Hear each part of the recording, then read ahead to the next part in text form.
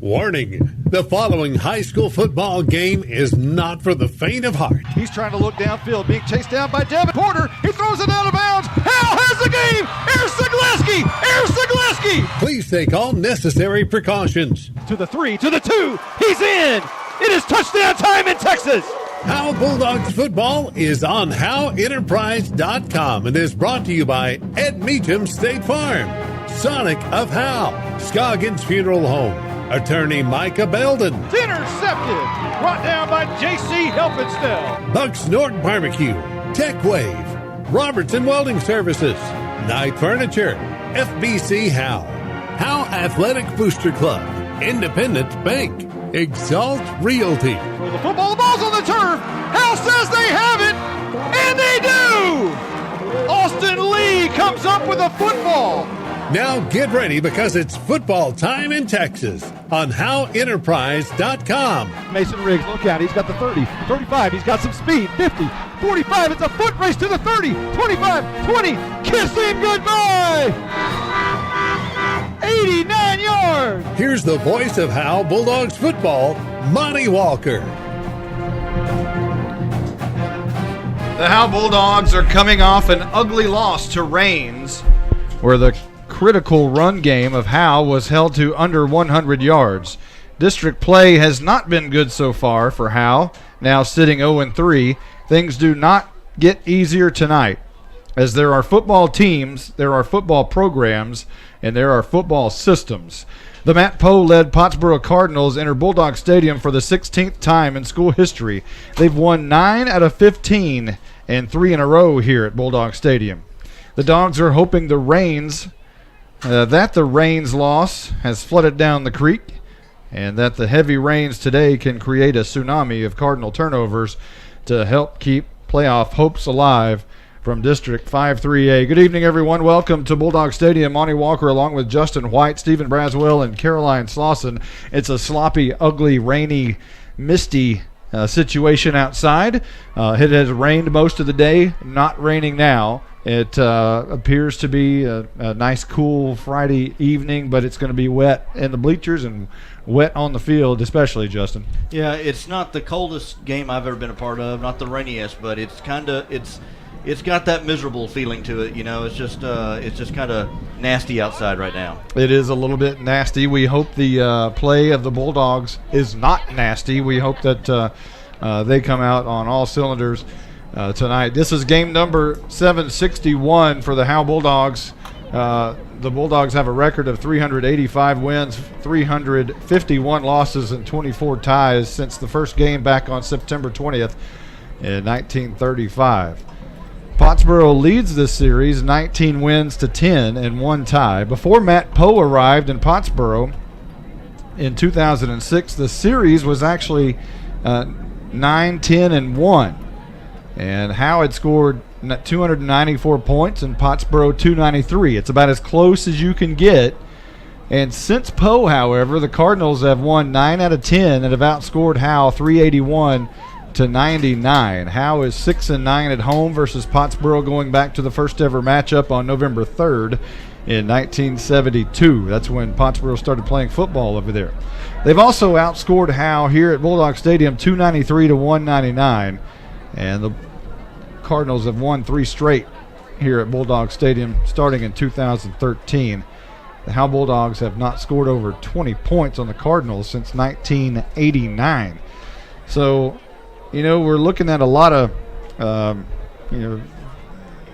this series has been heavily slanted in Pottsboro's favor for the past, 10, 15 years or so. And it's just, it's time for Howe to get out of that little slump. And there's a lot of talk about Pottsboro pulls a lot of kids from Denison, and that's been happening for several years now. And maybe Howe's got to start pulling kids from Sherman or something. Yeah, you heard Coach Jay allude to where do they get all those kids? Yeah, some of them just maybe move-ins or whatever, but Bulldogs are down. After losing to Raines last week, you kind of hope that maybe it can't get any worse, and they can come out and fight hard for a win tonight. Hopefully, maybe Pottsboro's overlooking Howe. On this day in Bulldog history, the Bulldogs are 5-4 In 1944, they beat Gunner 20-0. In 1945, beat Gunner again 26-0. 1962 lost to Wolf City 6-0. In 1973, beat Whitewright 7-0. A lot of shutouts. 1979 beat Van Alstyne 40-0. And finally, some points. 1984 beat Anna 21-7. In 1990, lost to Aubrey 14-7. What a terrible night that was over in Aubrey, Texas. 2007 lost to Whitewright 54-13. And in 2012, on this date in Bulldog history, the Howe Bulldogs lost to Farmersville 46-29. We're going to take a quick timeout. When we come back, we'll do the starting lineups and all of that. We'll talk to Caroline when we come back. But for the moment, we've got a coach's show and a senior spotlight. We'll be back right after this timeout. Monty, that was Damius Karowski on the tackle. Hey, this is Michael Mosier. I may not be up in that luxury outdoor suite on top of the press box, but hey, I'm still supporting the Bulldogs. I'm proud to be a part of the Howe Athletic Booster Club, where it's only $25 to become a member. I may have retired from pronouncing those difficult names on Friday nights, but I can say go Dogs without batting an eye. Become a black and white, towel-waving Bulldog fan by signing up at each home game behind the home bleachers, and remember, Aljundo Dakenstater on the stop. I'm attorney Micah Belden, and I will always be a Bulldog. I'm a proud graduate of Howe High School. The great leadership from our teachers and coaches helped me be able to become one of the few certified criminal law specialists in Texas. While I love the black and white, in trials everything is not always that way. If you've been investigated, arrested, or charged with a crime in North Texas, you need to call me now at 903-744-4252 for a free consultation. I'm board certified by the Texas Board of Legal Specialization, Principal Office, Sherman, Texas. Welcome to the Howe Bulldogs Coaches Show with Bill Jailing. The Coaches Show is brought to you by FBC Howe. Now let's join Monty Walker with Bulldogs head coach Bill Jailing. Coach, the enigma of the bus rides and the travel and how, the long games. How do you figure that out? I had another one last week, and the kids just don't seem to travel well at this point. That's kind of an enigma right now in our coach's office. After the Boyd game and the Rains game, the 2-hour bus rides, we've kind of noticed our kids are coming out flat, and their heads aren't really in the game at the start of it. So we're going to have to readjust the way we do things when we're traveling. We got one more long road trip this year with Lone Oak. Some teams travel good, some teams don't. Right now, I think our kids just struggle with the long bus rides and the travel. So as a coaching staff, we need to figure out a different routine, especially for that Lone Oak game, because that's a big game for us. But it's just, every team's different. Every year we're going to have teams that travel great and teams that don't. And right now we have the enigma to overcome, that right now we don't travel very well. Well, Rains did a great job defensively, held you under 100 yards rushing for one of the I think the first time all year. That's kind of your strong point, is running the football. How do you adjust to get out of that? Well, first off, I got to tip my hat to Rains. They had a good game plan against us. They were stunting the backers. First time I've ever seen in my coaching career 2 linebackers coming through the same gap. So we tried making the adjustments with the kids. A lot of it was we just didn't fire off the ball. We didn't take the proper steps up front. But most teams going forward are probably going to see that on film, and that's going to be their adjustment to us. So all week in practice this week, we've been working with linebackers walking up, defensive linemen shooting gaps, defensive linemen bear crawling through gaps, just to prepare our offensive line for anything that we can see. It's you always watch film and you kind of see how they line up, and that's how you practice. But right now with our offense, I think we got to be expect the unexpected from this point on. One individual I saw last week, their linebacker, Elia Garrett Enos, and probably, he's probably the best player in 3A in our district anyway, but maybe in the entire state. He was impressive. Yes, he was probably the best linebacker that we've played all year, and probably the best we will play all year. I got to give him all the credit in the world. He is an outstanding linebacker. He read well, he scraped well, he tackled well. When you got a special kid like that on defense, it's hard. You almost got a game plan for him and stop him before you can do anything else. But he's a great young man and a great athlete. I'm very proud of Coach Barnes and what he's done over there with that kid and using him the right way. Let's take a quick timeout. When we come back, we'll talk about Pottsboro. The First Baptist Church here in Howe, Texas would like to invite you and your family to a celebration of our Lord and Savior Jesus Christ. Each Sunday morning at 10:30, we meet for worship at 100 East Davis Street in Howe. Prior to that, we have relevant Bible fellowships for all ages beginning at 9:15. Join us each week to declare the hope that is found only in Christ. Be ready to experience the life-changing power of the gospel. There is only one message for every generation, and that message is Jesus. Coach, every year, Pottsboro, I don't know how they do it, but they have the big kids up front every year. And once again, you're going to face a big offensive line. Yeah, they are. Pottsboro's big up front. They are very big up front. Again, I don't know how they get those kids, but they got them. We're going to have to be moving a lot up front, and we're going to incorporate more of a 3-3 look and stunting more to overcome that size up front. But they are extremely large up front. And we're down to 24 kids right now on the varsity, so we're banged up, and we got some injuries to overcome, and we got some kids out for certain reasons, and we're just gonna have to overcome that as a team. But they're large up front. I mean, size hurts sometimes, but with our game plan this week, we're hoping that we can overcome that size with our speed up front and our moving around a little bit. Defensively, what do you expect to see? Will they jam the box? Yeah, I expect they'll jam the box. I expect that they'll walk up backers since they've seen it on film. They're going to play more of a six-man front up front, two backers, and then two corners and a safety. But like I said, I got to expect the unexpected now offensively. So we've been practicing all week facing the front we see on film, a front that we think they'll line up in, and then just anything that we think a team could show us. We have to establish the running game. We got to keep their offense off the field. Their offense is very fast. They throw the ball very well. So we got to control the clock. That's imperative this week to keep that offense off the field. I'm going to throw something at you. You brought up two sophomores a week ago, and they got a lot of playing time, Jackson Adkins and Jordan Jones. What were your thoughts about those two kids? I thought they did very well for their first varsity game. Jordan played very well in the secondary. It took him a little bit to get used to the speed of the game.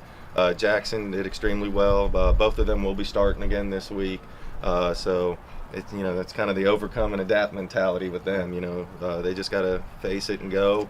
But I was very proud of their effort for their first varsity game. I mean, it's always a difference when you step out on the field on a JV game and then you step out there on a Friday night. The speed is totally different. So I thought they did a good job adjusting to it, but they're a work in progress. But I'm very excited about those two young men for the future. They're getting after it. So Pottsboro head coach Matt Poe, in his 13th season at Pottsboro, he's 10-1 overall versus Howe. The only win Howe got was in 2010. What adjustments do you make to kind of flip that a little bit? We got to play. I mean, flat out, we got to play.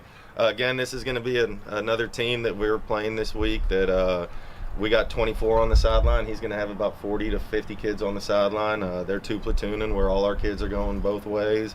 So that's going to play a factor. Again, like I said, I always think it plays a factor in the third and fourth quarters more than the first half.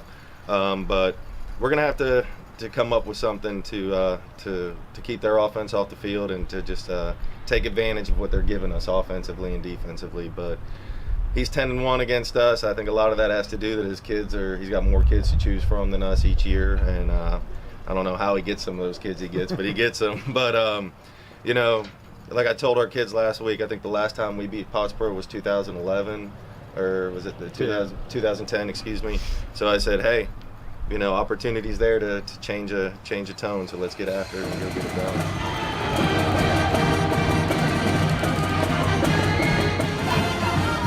Calling all Bulldog fans to come down to the Sonic in Howe for half-price shakes after 8. Sonic of Howe is where you get great food and big smiles and a little message for our Howe Bulldog football players. Go Bulldogs, fight Bulldogs, win, win, win. It's not just good, it's Sonic good.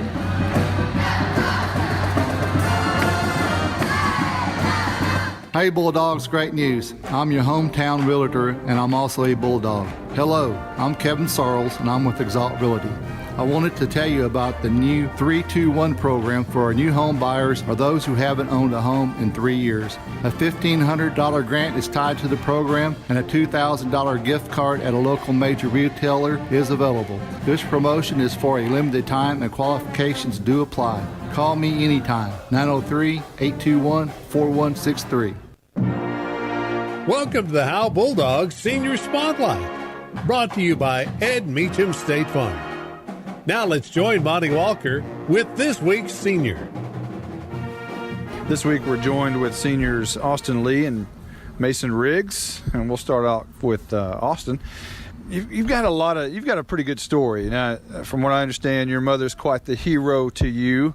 Talk about that a little bit and a little bit about your story. Well, I'm adopted for one thing, and when I was born about a month premature, and my mom, whenever I was growing up, she would only get about, I'd say like 4 hours of sleep every single night until I was about 2, just because I had a foot condition. I was deformed, and my foot was deformed, the bones.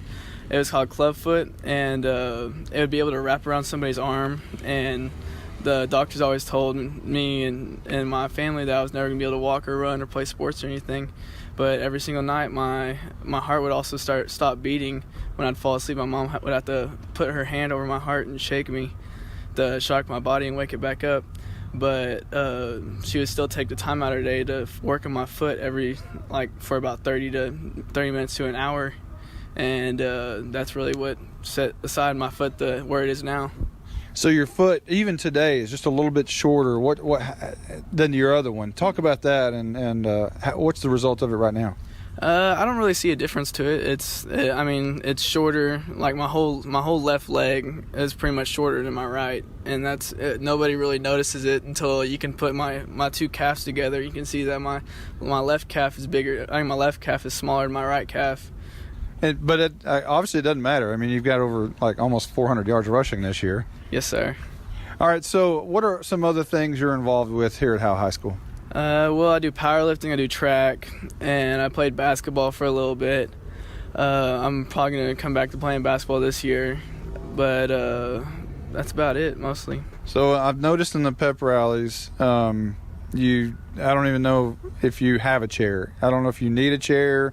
When I see you there, you're always standing up and cheering. I mean, you might as well have one of those little cheer outfits on, right?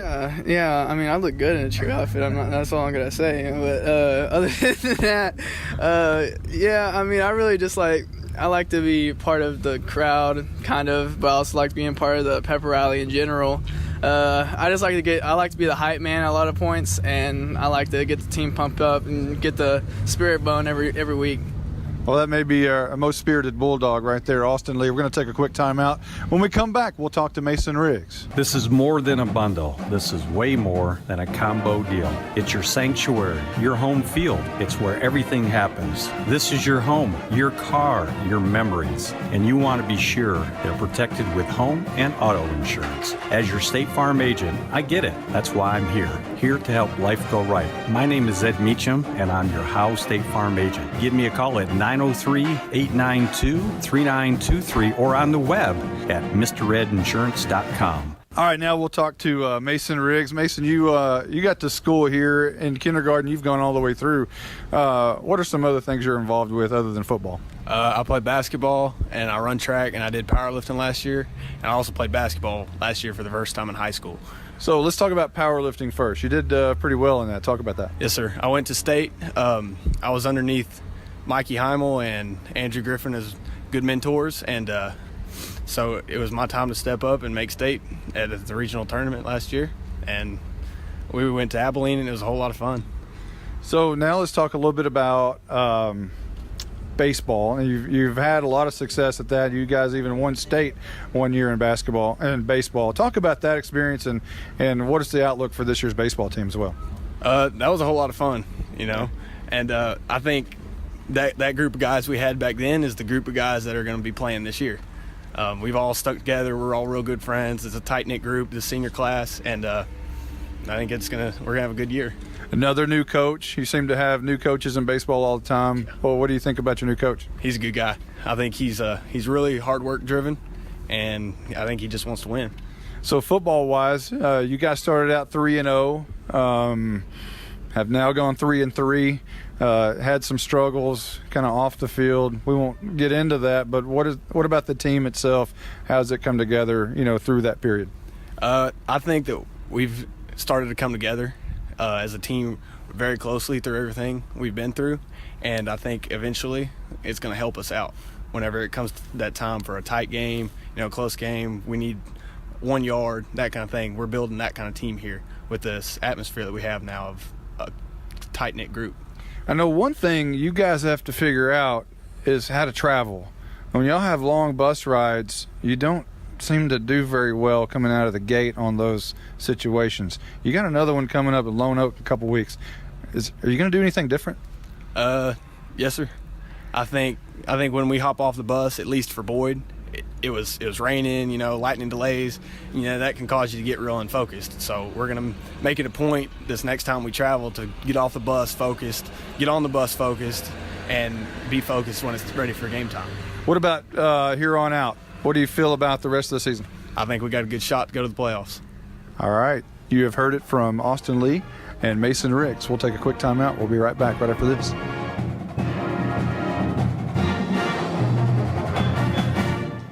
To compete at the highest level, you need reliable teammates to share the load, strong leadership, and unquestionable character. It's true in athletics, and it's true with financial services. At Independent Bank, we understand success on the field is a result of unseen hours of hard work and preparation long before the first whistle. Visit any of our branches, and you'll find local bankers invested in the community, committed to building strong business partnerships and helping families reach their financial goals. Independent Bank is proud to be a part of Howe Student Athletics. Member FDIC, Equal Housing Lender. You're invited to the one and only Buck Snort Barbecue in downtown Van Alstyne, Texas. Your friends and neighbors say it's the best barbecue in North Texas. Now it's your turn to decide. Come taste the difference at Buck Snort Barbecue. For complete information, including menu, location, and hours, click on bucksnortbarbecue.com. That's bucksnortbbq.com. Buck Snort Barbecue in downtown Van Alstyne is a proud supporter of the Howe Bulldogs. Welcome back as the teams are warming up. One in each end zone. The Pottsboro Cardinals in all white. We'll kind of set it up for Caroline down there. For the first time tonight, it's our sideline reporter from Knight Furniture, Caroline Slauson. Take it away. Hello, guys. Hello, hello. Hello. Hello, hello. So weather report for tonight. Good news is no rain chances for the rest of the night, so that's nice. It's 60 degrees now, and we're going to stay at 60, so fall is here. I'm loving it. As you can imagine, though, the field is extremely, extremely wet. There's puddles of water everywhere. So let's do it. There's a lot of divots out there I can see. It's getting kind of muddy around the 15 to 20-yard line over on the right side here. And we have the pink ribbons on each 25-yard line for October. That's actually, I guess it's only on 125. I thought it was on. It's on the far side. So yeah. The Howe Bulldogs in all black tonight. Black pants, black jerseys with the white sleeves, the black helmet, and the white numbers. The Pottsboro Cardinals, complete opposite in all white. White pants, white jerseys, white helmets, red numbers, and red sleeves. So basically just the opposite.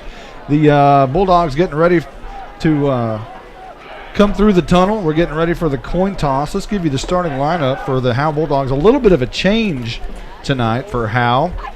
Up front for the Bulldogs will be Jaron Ing, the left tackle, moves from right to left. Jackson Adkins, the sophomore, gets the start at left guard. Dyson Dillard will move to center.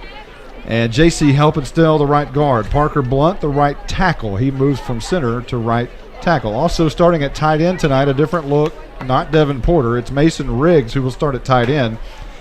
Leighton Elvington, the quarterback. Spencer Akins will start in the backfield at the running back position. And we'll have to see whether it's Joseph Brennan or Austin Lee starting at the fullback position. And they call him Fuzz. Caden Harmon will start at the wing back. For the Howe Bulldogs on defense, up front will be J.C. Helpenstiel, Dyson Dillard, and Parker Blunt. The linebackers tonight, Elijah Campbell, Austin Lee, Mason Riggs, and Jackson Adkins. The sophomore will get the start. The safeties Arturo Lauder, and Jordan Jones, the sophomore, getting his second start of his varsity career. Justin will give you the starting offense for the Pottsboro Cardinals, and we may pause if they come through the tunnel. Okay. Starting on the offensive line from left tackle to right tackle here is Colton Jackson, Cooper Lyons, Brandon Hubert at center, Kobe Williams, and Kyle Gray. Quarterback for the Cardinals is led by junior Zach Talley. The backfield with him at running back is Will Cates. Receivers are Daniel Arnold, Cy Shop, Jason Hooker, and Luke Miller. That safety is Shope. Shope. Cy Shope. So have you given the offense? That was the offense. Let me do the defense Okay, here. good. Sorry. Starting defensive line, Jacob Tidwell, Keaton Eidelman, Trenton Gilmore, and Alex Esparza. Linebackers are Riley Deaton, Chase Abbott, Robert Goins, and Zach Weidman. Quarterbacks are Luke Miller and Jason Hooker, and at safety, Cy Shope. Here come the Bulldogs.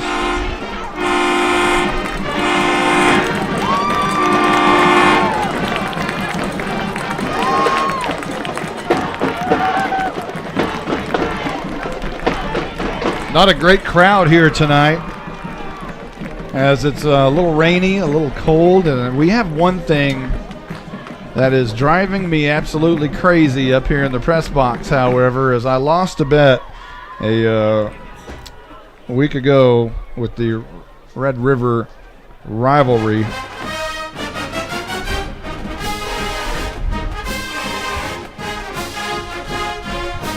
Stephen Braswell wearing his Texas Longhorns jersey behind me, and that's not fun. Took you off guard there for a second, didn't it? Let's check down with Caroline Slauson. We're getting ready for the coin toss. I'm glad you had fun with that one.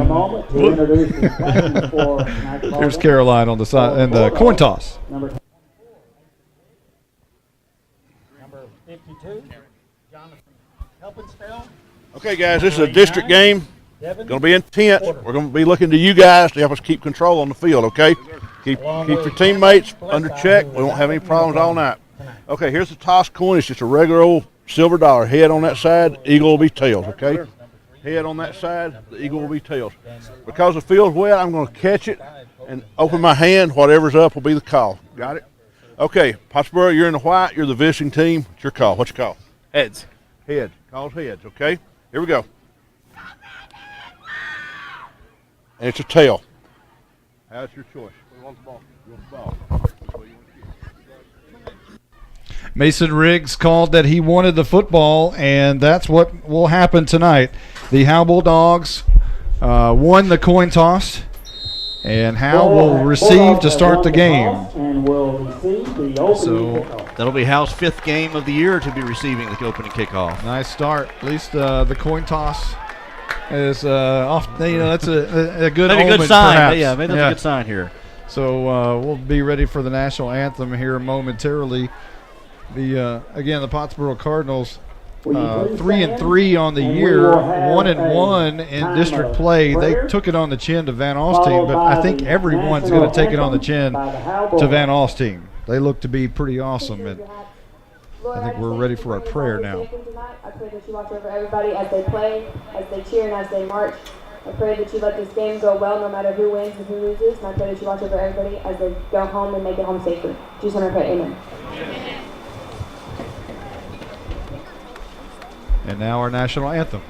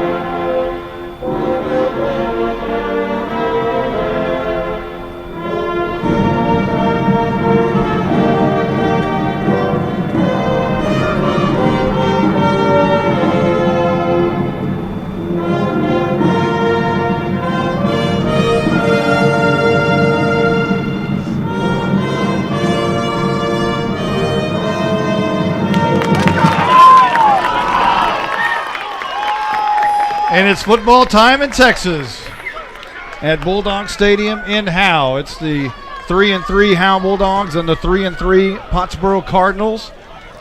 The Cardinals last week, again, lost to Van Alstyne 41-20. Howe lost to Rains 41-7.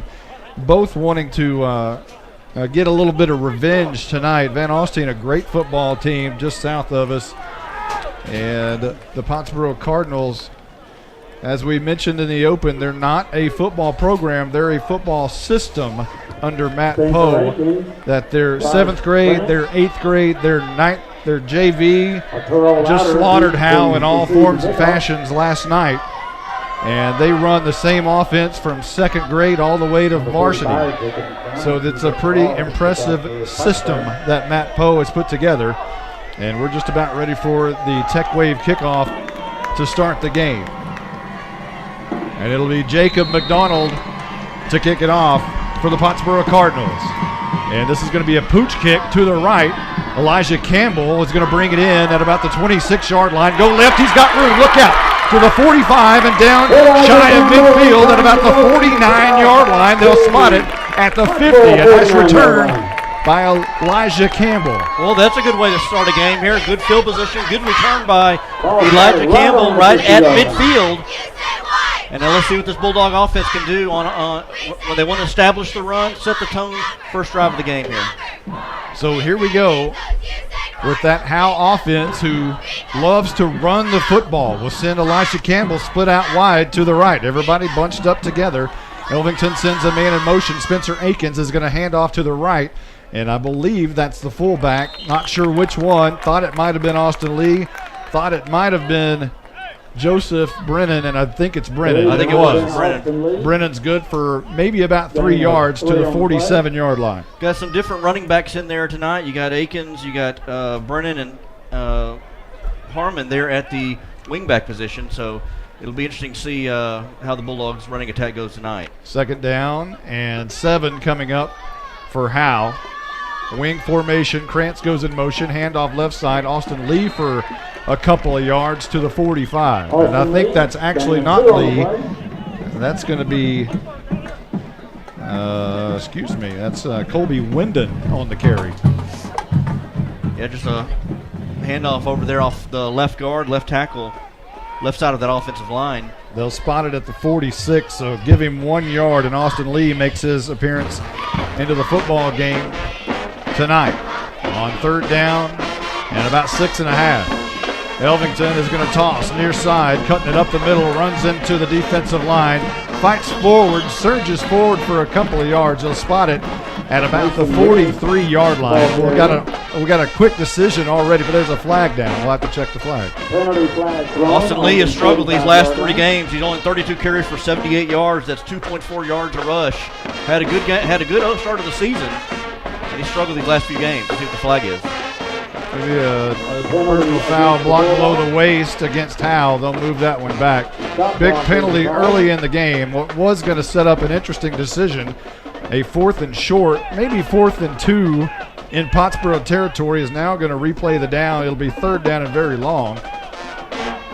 We'll see where they spot this. It's going to be quite a ways back to about the 44-yard line. Back on the Howe side of the field. Here's to see what kind of play Coach McCormick draws up here. If you'll do a pitch out to either side, or maybe we see the arm of Elvington. Leighton Elvington on the season has not thrown it a whole lot. 7 out of 14 on the year. And a timeout apparently has been called. We don't know who. Maybe it's an official timeout.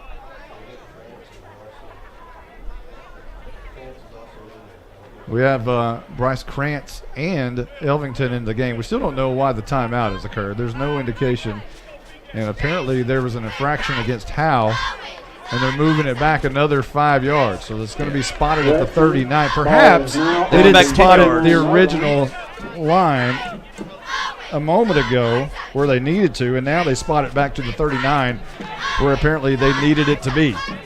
So Elvington goes under center. 2 men in the backfield. Elvington is going to roll out left, wanting to throw. has time, throws it deep down the field. A lot of traffic. It goes up, and it's almost intercepted.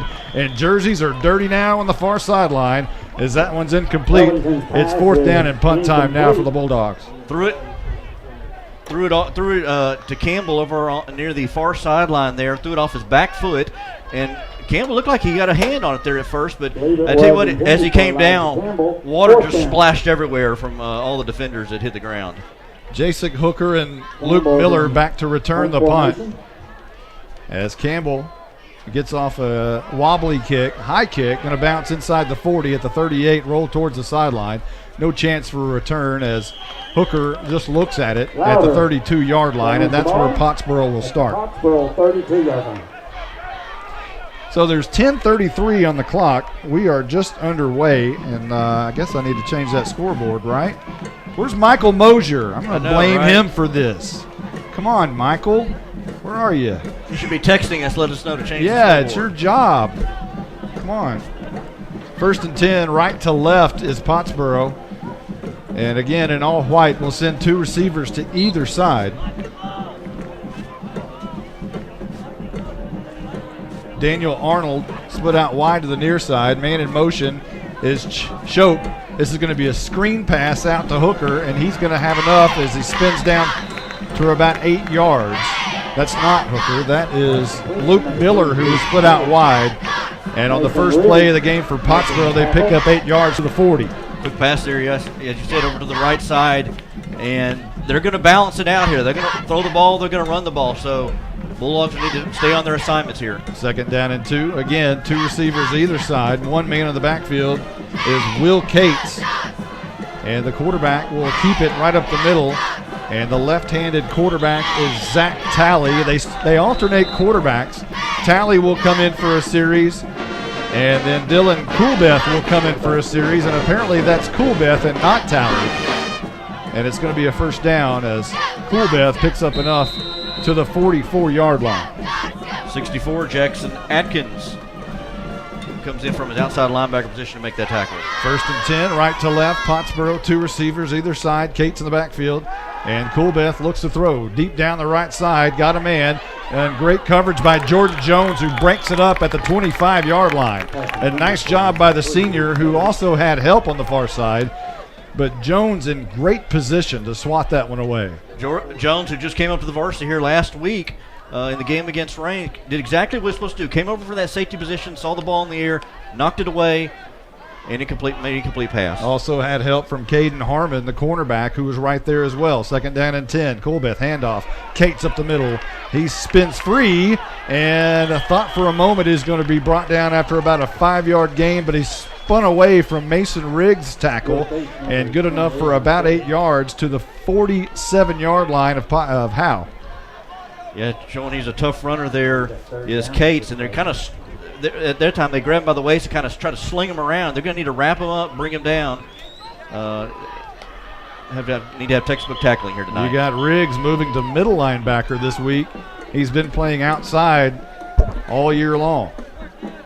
Man in motion is Shope from one side to the other. Handoff Cates again right up the middle. He's got the 1st down and more. Over right tackle, hard to bring down, and barrels his way to the 32-yard line.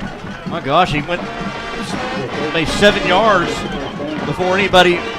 Once somebody made initial contact, he took 7 yards before somebody could finally bring him down. 15 yards on the carry, right over right tackle, and he runs hard right behind his shoulder pads. 1st down and 10 for Pottsboro, right to left from the Howe 32.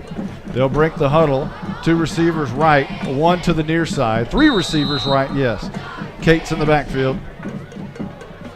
And a big offensive line in front of everybody. Coolbeth is going to run right around that right edge, and he is brought down after maybe about 5. He runs hard, and I believe it was Austin Lee who got off the bottom of that pile along with Elijah Campbell. Lee, the middle linebacker position, saw Talley coming around the right side, just did a good job of bringing him down immediately. 4-yard pickup for Coolbeth. And you're right, this offensive line, this was one of the things I noticed in pregame. They're pretty big. Good size. 2nd and 6 coming up. Arnold split out wide to the left. This is Cates again, right up the middle. Makes one defender miss. Spins out of another tackle.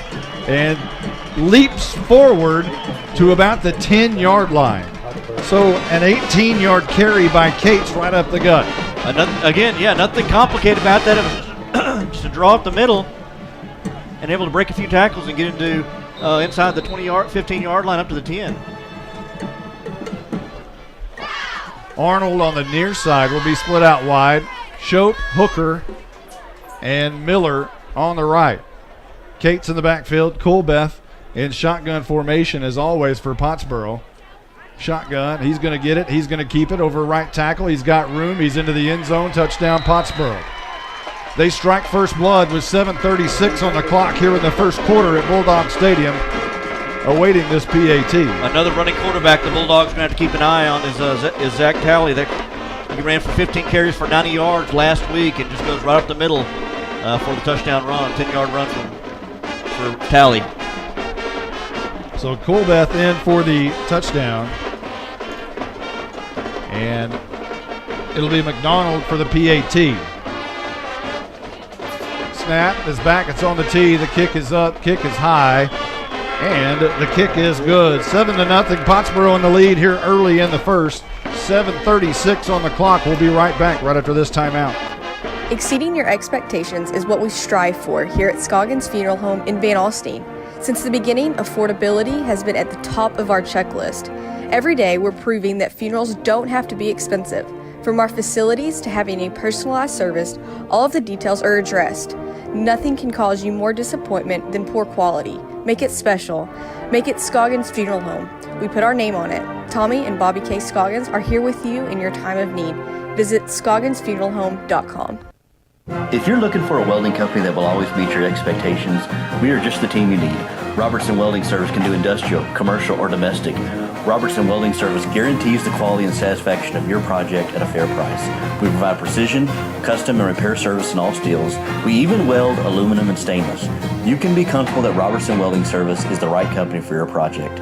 We can be found on Facebook, or you can call us at 903-328-6588. That's 903-328-6588. Here's the Tech Wave kickoff. McDonald squaring it off. And this one is another pooch kick headed towards Elijah Campbell. Makes the catch at about the 31 and tackled almost immediately at the 35-yard line. Your Exalt Realty scoring drive recap for Pottsboro. 8 plays, 68 yards, and it was a 10-yard run by Colbeth, the quarterback, over the middle, and that was a 10-yard touchdown. And we have an injured player down for the Howe Bulldogs. We'll check on that. But Pottsboro has a 7-0 lead. The drive took 2 minutes and 57 seconds off the clock. Let's check down with Caroline Slauson, our sideline reporter down on the field. What you got down there? Well, right now it's quiet, but after last week's game, these fans are they're still hyped, ready to go. Even though the crowd doesn't look as big as it should, they're still making a lot of noise. We're trying to find out who. I can't see the number as of this point. But our spotter, Stephen Braswell, says that it's Caden Harmon, or he believes it's Caden Harmon. The Howe Bulldogs just can't afford any more injuries. 24 kids that are left. There's so many injuries. You know, there's Carson Grogan has been lost. There's just so many, and he's the most recent one. And hopefully the Bulldogs, Caden Harmon, will be okay and pop up here, because he's a intricate piece of this defense playing cornerback. As we mentioned, as we saw a moment ago, he made a great play along with Jordan Jones to knock down a pass. Well, Cameron Blessi too is going to he's missing tonight. He's going to probably the most one of the most vital parts of this offense, offensively and defensively. Yeah, you can't afford to. It's not Caden Harmon. Yeah, no, it's 40. Sean Lukash. So regardless, they're all important. And Lukash gets off the turf, and he's going to walk over. Doesn't need any help from Ricky Ake. Ake's been here for 30 years. There's a story in itself right there. I'm going to blame that one on Mr. Longhorn over here for getting the wrong kid. You know what that deserves? No, I won't play it right now. First and 10 for ball at the 35. Howe at the Howe's own 35.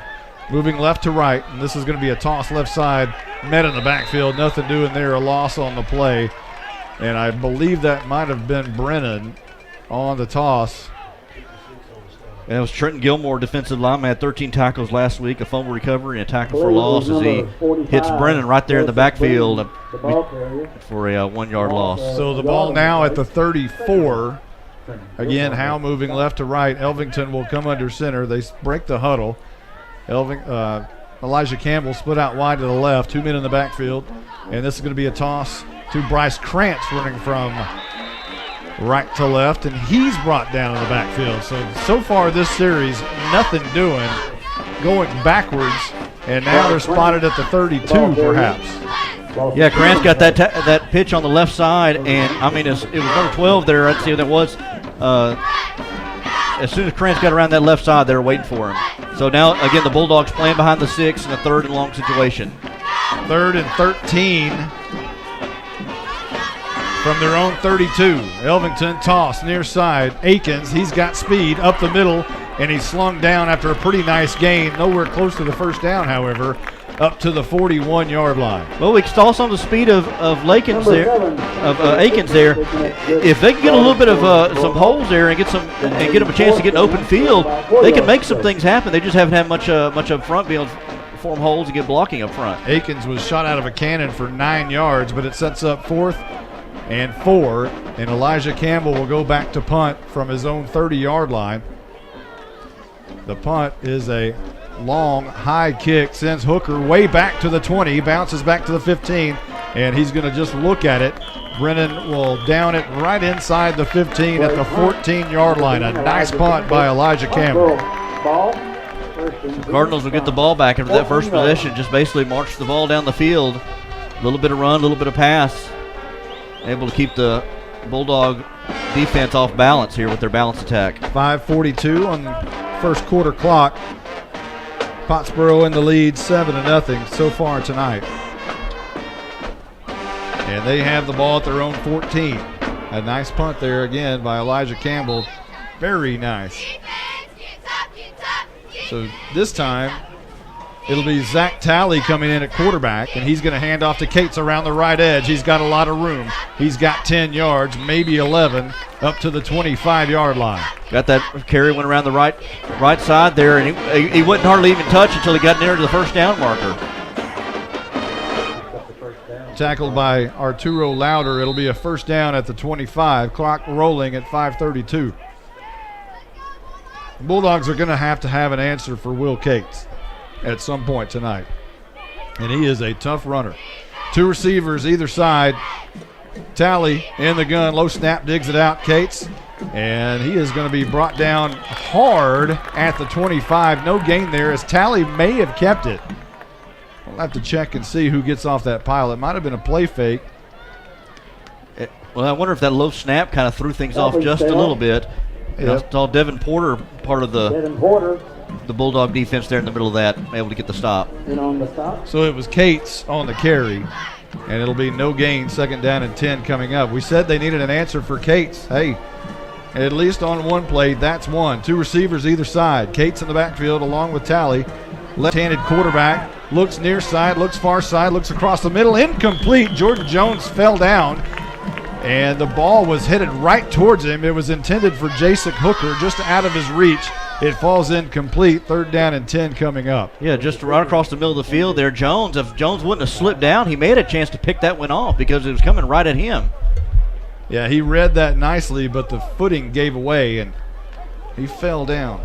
Yeah, the divots in the field are becoming bigger and bigger on each drive. 3rd down and 10, right to left, towards the north end zone. Goes Pottsboro, a man in motion.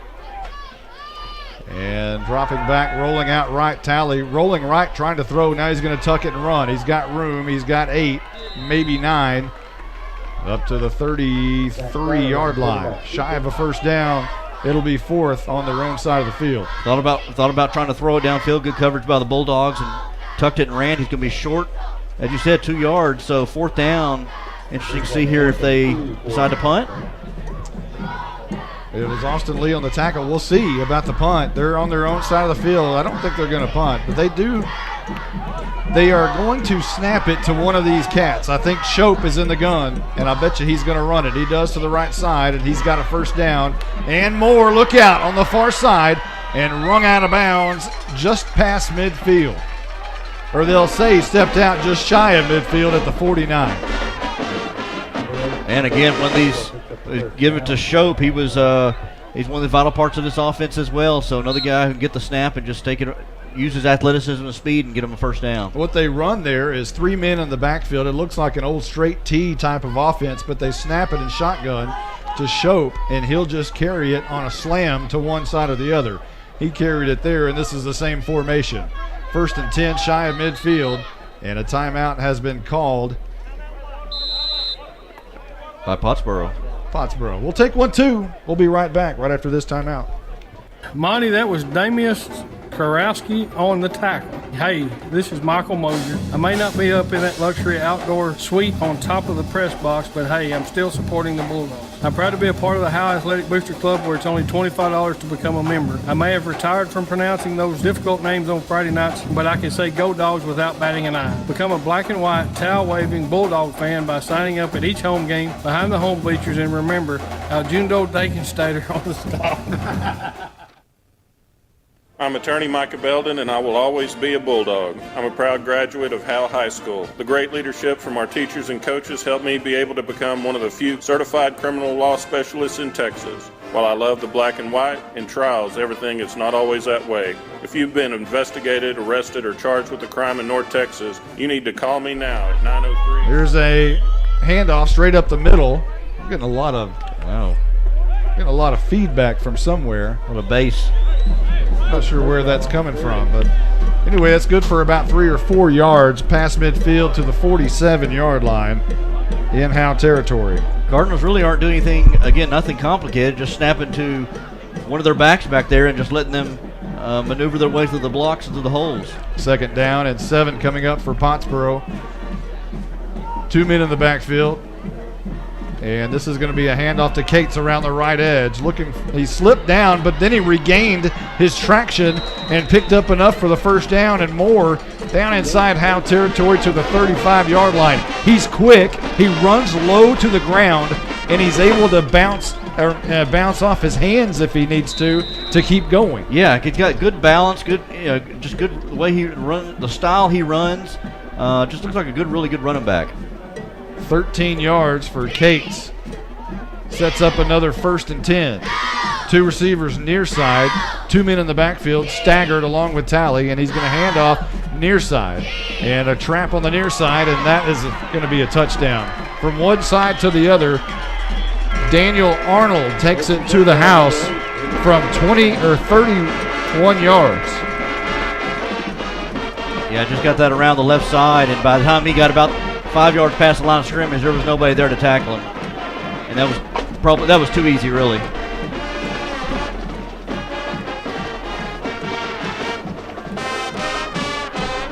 So it's 13-0, awaiting this PAT from McDonald, and there's 2:38 on the clock. The PAT is on the tee, and the kick is up, and the kick is good. 14-0, Pottsboro in the lead, 2:38 on the clock. We'll be right back right after this timeout.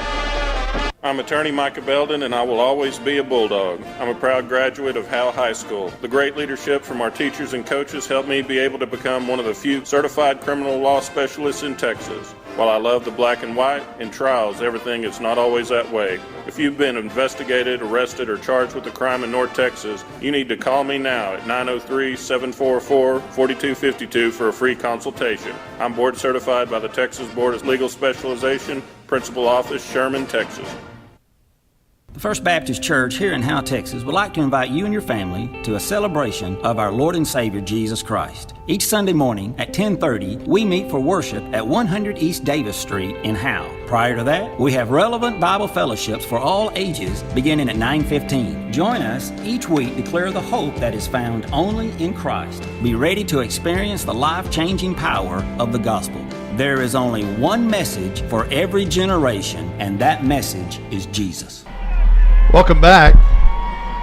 As McDonald's about to boot away the Tech Wave kickoff, It's high in the air. This time Arturo Louder comes chasing. It bounces off of him, and he has to fall on it at about the 23-yard line. So Howe will take over at their own 23. The Exalt Realty scoring drive recap, 7 plays, 86 yards. And it was a 34-yard touchdown by Daniel Arnold to cap it off. It's a 14-0 lead by Pottsboro now with 2:38 left to go in the first quarter. The drive took 2 minutes and 4 seconds off the clock. Bulldogs need to at least get a first down. They haven't been able to get a first down yet. 1st and 10, left to right, and this will be a handoff up the middle. Not much doing there. Maybe back to the line of scrimmage. They're going to mark it good for a yard up to the 25-yard line. I guess looks like a handoff there to Harmon. Yeah, not able to get much there. They're just that big defensive line there is plugging up the holes. They may have to go to the outside, start pitching stuff to the outside, and see if they can use some of that speed by Harmon and Brennan and even Akins. 2nd and 9 coming up. The Bulldogs in the huddle. Wyndon in the game, apparently at fullback. Now Elijah Campbell's going to split out wide to the right. Everybody hustles to the line of scrimmage. Elvington goes under center. And this is going to be Elvington wanting to throw under pressure, and he's going to try to escape and finally brought down after the second Cardinal got there at the 12-yard line. A sack way back and a loss of about 13. Sacked there by number 12, Kobe Langford. And number 25, Keaton Edelman, coming in from that left side there. Elvington not much time to throw back there. Took him down his legs and brought him back for a loss. Another 3rd and long for the Bulldogs. Howe's been 3rd and long, and I think every possession so far. Don't have a first down yet. Yeah. So Elvington under center. He's trying to move some players around. He's got 3 men in the backfield. And this time he's going to toss near side, and that's Akins met way back in the back. And he's going to be brought down for a big loss. And again, that's the quick defensive tackle, Keaton Eidelman, who was right there, almost took the handoff himself. It's going to be a loss back to the 9-yard line. And Howe, for the past 2 possessions, has just gone backwards. Yeah, that was a different formation there for the Bulldogs. Had 3 running backs in the backfield just lined up side by side, and that pitch out, the Cardinals sniffed that one out very quickly. 4th and Van Alstyne, and Elijah Campbell's going to punt. It's a high punt, wobbly, and it's going to take a bounce at the 42, picked up by Hooker at the 48, slips and finally brought down at the 43-yard line. And it's going to be Arturo Louder making the tackle, and Pottsboro is going to be in pretty good field position here from the Howe 42-yard line starting here. For confidence purposes, you need to get a stop here, at least make them punt on this formation. I mean, they go down score here, make it 21-0, and we only got 26 seconds left in the first quarter. Be a big lead early on. That big offensive line for Pottsboro rolling out on the field, and they'll not even huddle. They're lining up. Cates is to the left of the quarterback, Colbeth, and he'll get the hand. Running right over right guard, and he's going to be hit hard after a 2-yard gain. And coming up on the tackle is Waldrop, and he hit him hard. 2nd down and 8 coming up. 12 seconds on the clock. We'll see if they try to snap it here. I don't think they're going to. I think that's going to be the last play of the first. They are going to hustle to the line of scrimmage. We'll see if they can get it off. Well, nope, they cannot do it. That's the end of the first quarter. Pottsboro up 14-0. We'll be right back right after this timeout. This is more than a bundle. This is way more than a combo deal. It's your sanctuary, your home field. It's where everything happens. This is your home, your car, your memories. And you want to be sure they're protected with home and auto insurance. As your State Farm agent, I get it. That's why I'm here to help life go right. My name is Ed Meacham, and I'm your Howe State Farm agent. Give me a call at 903-892-3923 or on the web at mredinsurance.com. Calling all Bulldog fans to come down to the Sonic in Howe for half-price shakes after 8. Sonic of Howe is where you get great food and big smiles and a little message for our Howe Bulldog football players. Go Bulldogs, fight Bulldogs, win, win, win. It's not just good, it's Sonic good.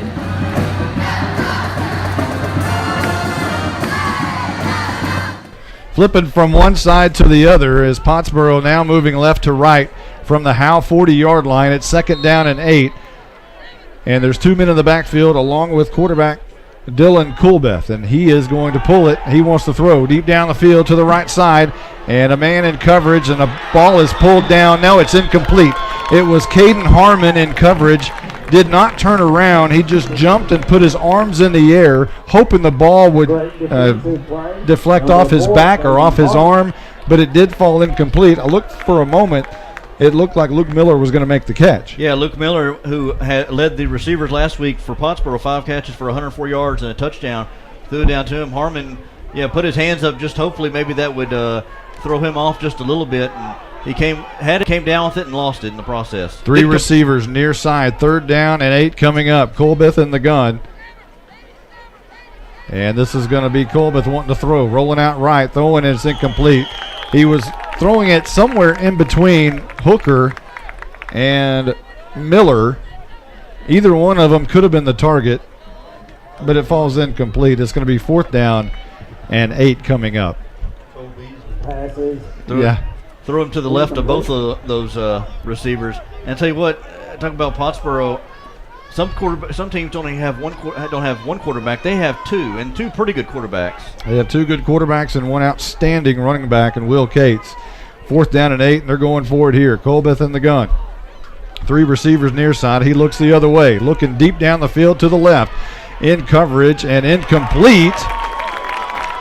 J.D. Thornton was there, who went up for it, knocked it down. So Howe will take over possession, and you said Howe needs a stop. They got one right there. I was just about to say, okay, let's use this. Howe needs to use this as momentum right now. They've got to stop. They got pretty good, decent field position now, starting at their own 40-yard line. Now just worry about getting a first down. It's just baby steps, one little thing at a time. Don't worry about scoring. Worry about getting a first down and see where it takes you. We don't say enough about the assistant coaches from the Howe staff, but I don't think there's hardly anybody more respected than Mike Zagleski and Eric Johns. Those two, the defensive coordinator and one, the secondary coordinator, both of those coaches are outstanding, not only coaches but human beings. And it's 1st and 10, right to left, handoff up the middle, and a lot of room there for a moment, or making some room, is going to be Fuzz, Caden Harmon, and he'll pick up 6 all on his own as he just kind of darted through there. Harmon, not a big kid. He doesn't need a big space, and was able to squeeze through one right between that left guard and that left tackle. So that'll bring up 2nd down and 4. And for one of the first times tonight, the Bulldogs have positive yards and are moving forward. Head of the sticks. Yeah. How about that? 2nd down and 4 coming up. Elvington drops the snap, a fumble, and I believe the Bulldogs are going to recover but lose 2 yards back to the 44-yard line. Dyson Dillard is at center now. He's moved into center. Right before the play, I noticed the official was wiping off the ball. And the ball, we know the ball's wet, but Howe's had snap issues all year. It's not like tonight's the first night. But I do know that the ball is wet, and they're wiping it off with the towel before each play. 3rd down and 5 coming up. Elvington under center, man in motion, and he's going to hand off left side, making one guy miss, as I believe that again is Harmon. He's going to get a couple of yards, maybe one. They're actually only going to say 1. But he sidestepped one defender. I think they're going to give him 2. But sidestepped one defender that was almost in the backfield with him. And so that's good job by Harmon, at least to get positive yardage. And I kind of thought maybe they'd try to go for it, down 14-0. You're the underdog. But they're going to go ahead and punt it, looks like. Not on their side of the field. They're going to punt it away. Elijah Campbell, a pretty good punt, back to the 20-yard line. Going to be taken up the near side and brought down hard. The ball I thought was coming out, but that was a bunch of mud coming off the bottom of somebody's cleats. So Pottsboro will take possession at about the 29-yard line after the punt. Yeah, that was a hard hit there by, who was that? I think that was, can't tell if that was, Joseph Brennan was one of them. Somebody delivered a good hit there down for the Bulldogs special teams. Jackson Atkins. It's going to be one of those nights where you can't tell whose number is and that's what I'm having a problem with. I can't tell who the number that was. Jackson Atkins, you can't see the back of his jersey. It's basically Brown. Here's a bad snap on the ground, picked up and brought down by a host of Bulldogs, as that is Zach Talley in at quarterback. It was a low snap. He picked it up off the turf, then kicked it, and right there as soon as he picked it up were a host of Bulldogs, and it was Alex Kellum, one of them, to help bring him down. Along with Parker Blunt in there as well. And I tell you what, that any help that the Bulldogs can get, will be beneficial for them. Use the weather and the bad playing surface. Loss of 4. Another bad snap. It goes over his head, and this time he's going to throw it out left-handed. This one's going to be intercepted at the 41-yard line. Jordan Jones. And Ersa Glusky jumps all over him. Any break the Bulldogs can get. Talley fumbled that, threw it off his back foot, and Jordan Jones looked up, saw it coming, and able to pick it off. When he picked up the football, Talley, the quarterback, he is left-handed. He just chunked it. He was under pressure by Devin Porter, who was in his face. He just heaved the ball down the field. Jordan Jones right there to pick it off. Again, the break the Bulldogs need. Now take advantage of this so you're on Pottsboro side of the field. And this is going to be a handoff left side, and Harmon good for maybe a yard. I've got a late flag come in. Making Harmon to the locker area. After the play, a penalty flag thrown. I don't know what that. We'll have to check it. The officials tonight, I'll let you see what that flag is. The official tonight from Commerce, Tommy Van Dever is the referee. The umpire, Brandon Butler. The back judge is Thad Wilson. The line judge, Jerry Riley. And the back judge, Billy Hooks. And apparently it's going to be a personal foul against the Bulldogs. And Coach Jay is upset. The officials has even told Coach Jay to back up, come to the sidelines. And Coach Jay is upset, to say the least. That's a big penalty. Big penalty. Back to the 44-yard line of Howe. Just can't get a break here. Again, we talk about last week. It's one thing when the team is beating you, but when you beat yourselves, that's another thing. The Bulldogs are going to need to maintain their composure here. Wing T look here. Elijah Campbell pretty tight, and this is going to be Elvington brought down. He couldn't turn. He was hit so quickly once he got the snap that he went nowhere but backwards, and they'll back it up to the 39-yard line. Yeah, I mean, as soon as he took maybe a second step back, Keaton Edelman was right there on him to bring him back behind the line of scrimmage, and the Bulldogs find themselves in third down in a Grayson County mile. Yeah, it's going to take you're probably going to have to get somewhere around 9:02 to pick up the first down here. Timeout's been called by the officials. I'm not sure why that is. We're going to take one. Well, let's see what they want to do here. It's just an official timeout. I don't think they're going anywhere. Yeah, number 3, Luke Miller, one of the cornerbacks, having to leave the game for a second. So Elijah Campbell will bring the play in here on third down and FM 902. Campbell split out wide near side. 2 men in the backfield. Elvington is going to want to throw. Back to throw. Heaves it up, and it's just a punt. It's going to be caught at the 45 and knocked out of bounds on the near side at the Howe 45-yard line. It was picked off and run back about 10 yards. Yeah, Elvington, and I thought about that, why don't they just throw it long, and if it gets intercepted, it's just like a punt. And it was intended for Elijah Campbell. He fell down, Cy Shope picked it off. He went about 7 yards. He fell down on the return, and the Pottsboro Cardinals will start on the Bulldog 47. 8:15 on the clock.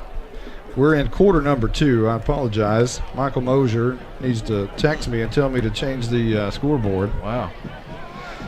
Come on, So Mosier. 8:15 on the second quarter clock. Pottsboro leading 14-0, moving left to right with the ball at the Howe 47-yard line. Back in the game at quarterback is Dylan Colbeth, and he's going to hand off to Cates over left tackle, or left guard rather, and he's brought down immediately right at the line of scrimmage. Kellum is there, Dyson Dillard is there, and Devin Porter is there. It's second down and 10 coming up. Good job there by Dyson Dillard. He kind of slowed him down, and then Kellum finished him off. It's a good penetration by the defensive line. The defensive line's been pretty solid all year long. Devin Porter, Dyson Dillard, even when they have Cameron Blessi in there. Luke Miller split out wide to the right. 2 men split out, or 3 men rather, on the left side. Kate stands to the right of Colbeth, and he gets the carry again, spreading it on the jet sweep to the left. He's got room. He's got 8. He's got 9 yards. And the Bulldogs say they have the football. No indication by the officials at the moment. And now they do. Devin Porter has recovered a fumble in the slop fest on the ground, and it's Howe football at their own 38-yard line. These fumbles are going to be interesting to watch. Players are going to need to be sure they secure that ball. That ball came out kind of late in the run there, and Porter able to hop on it. Another break for the Bulldogs. They got to start taking advantage of these opportunities. You've got to come up with some yardage, and you can't keep being 3rd down and 40. You got to make some plays going forward. And Howe with the ball at their own 38-yard line. How about a halfback pass? Man in motion, and this will be a handoff left side. Here comes Caden Harmon, and he slips down. He knew he had some yardage ahead of him, but he tried to put his left toe in the ground, and the ground didn't give. And Harmon came down after about a 5-yard gain at the 43-yard line. Well, I talked about these running backs, Harmon, Akins, Brennan. Give them some open field and see what they can do. They've got some quick feet. They're fast, but right there, Harmon just got there. Was the ground came out from under him. Again, Mason Riggs at tight end tonight. 2 men in the backfield. One of them is Austin Lee, and this will be a carry to the tailback. And I think that's Arturo Louder, and he is hit in the backfield. Elvington tries to push the pile forward afterwards, and he is in a little scramble right now. He needs to check his temper, as Elvington was pushing people after the pile there, and Arturo Louder apparently is going to limp over to the sidelines. Yeah, Louder had some leg issues last week. And looks like something like that again. And and tempers are starting to kind of flare there. You talked about some getting kind of chippy out there. Loss of 1, 3rd down and 5 coming up. Elvington in the game. He'll go under center, trying to move people around, and he does. And this time he's going to hand it on the inside counter, and good for a couple of yards of Spencer Akins, but not enough for the first. And 4th down coming up, and at some point you got to start wondering, well, do we take a shot here? It's 4th and 2. You're not quite to midfield, but you're close. You're at the 46. Is it worth considering here at this point in the game? It's still second quarter, and Howe apparently is going to punt the football here, 14-0, and I think that's the right call at this point in the game. I think so right now. Yeah, you're on this side of the 50, and you're playing pretty good defense these last couple of possessions. This is going to be a long punt. Another good punt by Elijah Campbell, taken at the 20-yard line by Miller. Comes near side, now comes to the middle of the field, flag down. He's got a lot of room across the other side of the field to the 45. Midfield, slung down hard at the 49-yard line, but check the flag at the 25. More than likely, it's going to be a block in the back or a block below the waist. Porter brings him down hard at the 49, but let's check the flag back here, and it appears that one's coming back. Yeah, it looked like a block in the back there. I think they officially called that. So that'll help the Bulldogs a little bit. So Pottsboro has the ball with 5:16 in quarter number 2. And I think they're going to have the ball deep in their own territory here after a 10-yard penalty. Block in the back. Yeah, things have slowed down here for the Cardinals here in the second quarter. Some of it's been just they've had some low snaps. They fumbled the ball. The playing surface is just is not great right now, and so that's kind of been a great equalizer for both teams. So see what the Bulldogs can pull out in this possession.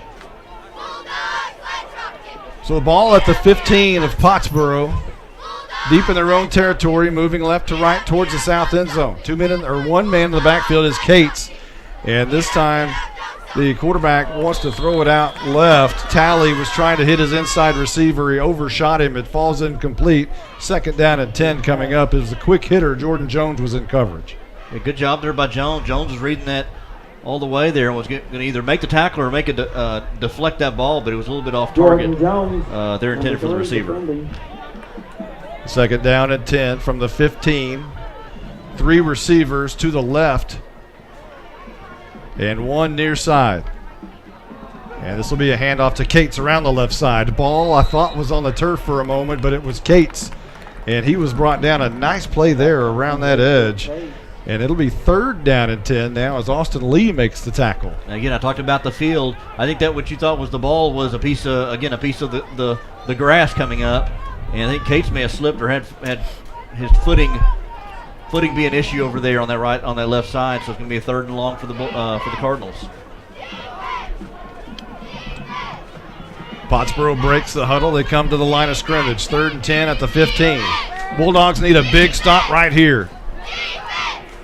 Talley in the gun, man in motion. He wants to throw. Left-handed quarterback deep down the left side. This one could be intercepted, and it is by Thornton.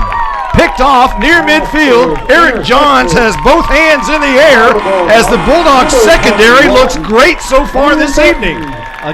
Threw the ball long, threw it over the head of the receiver.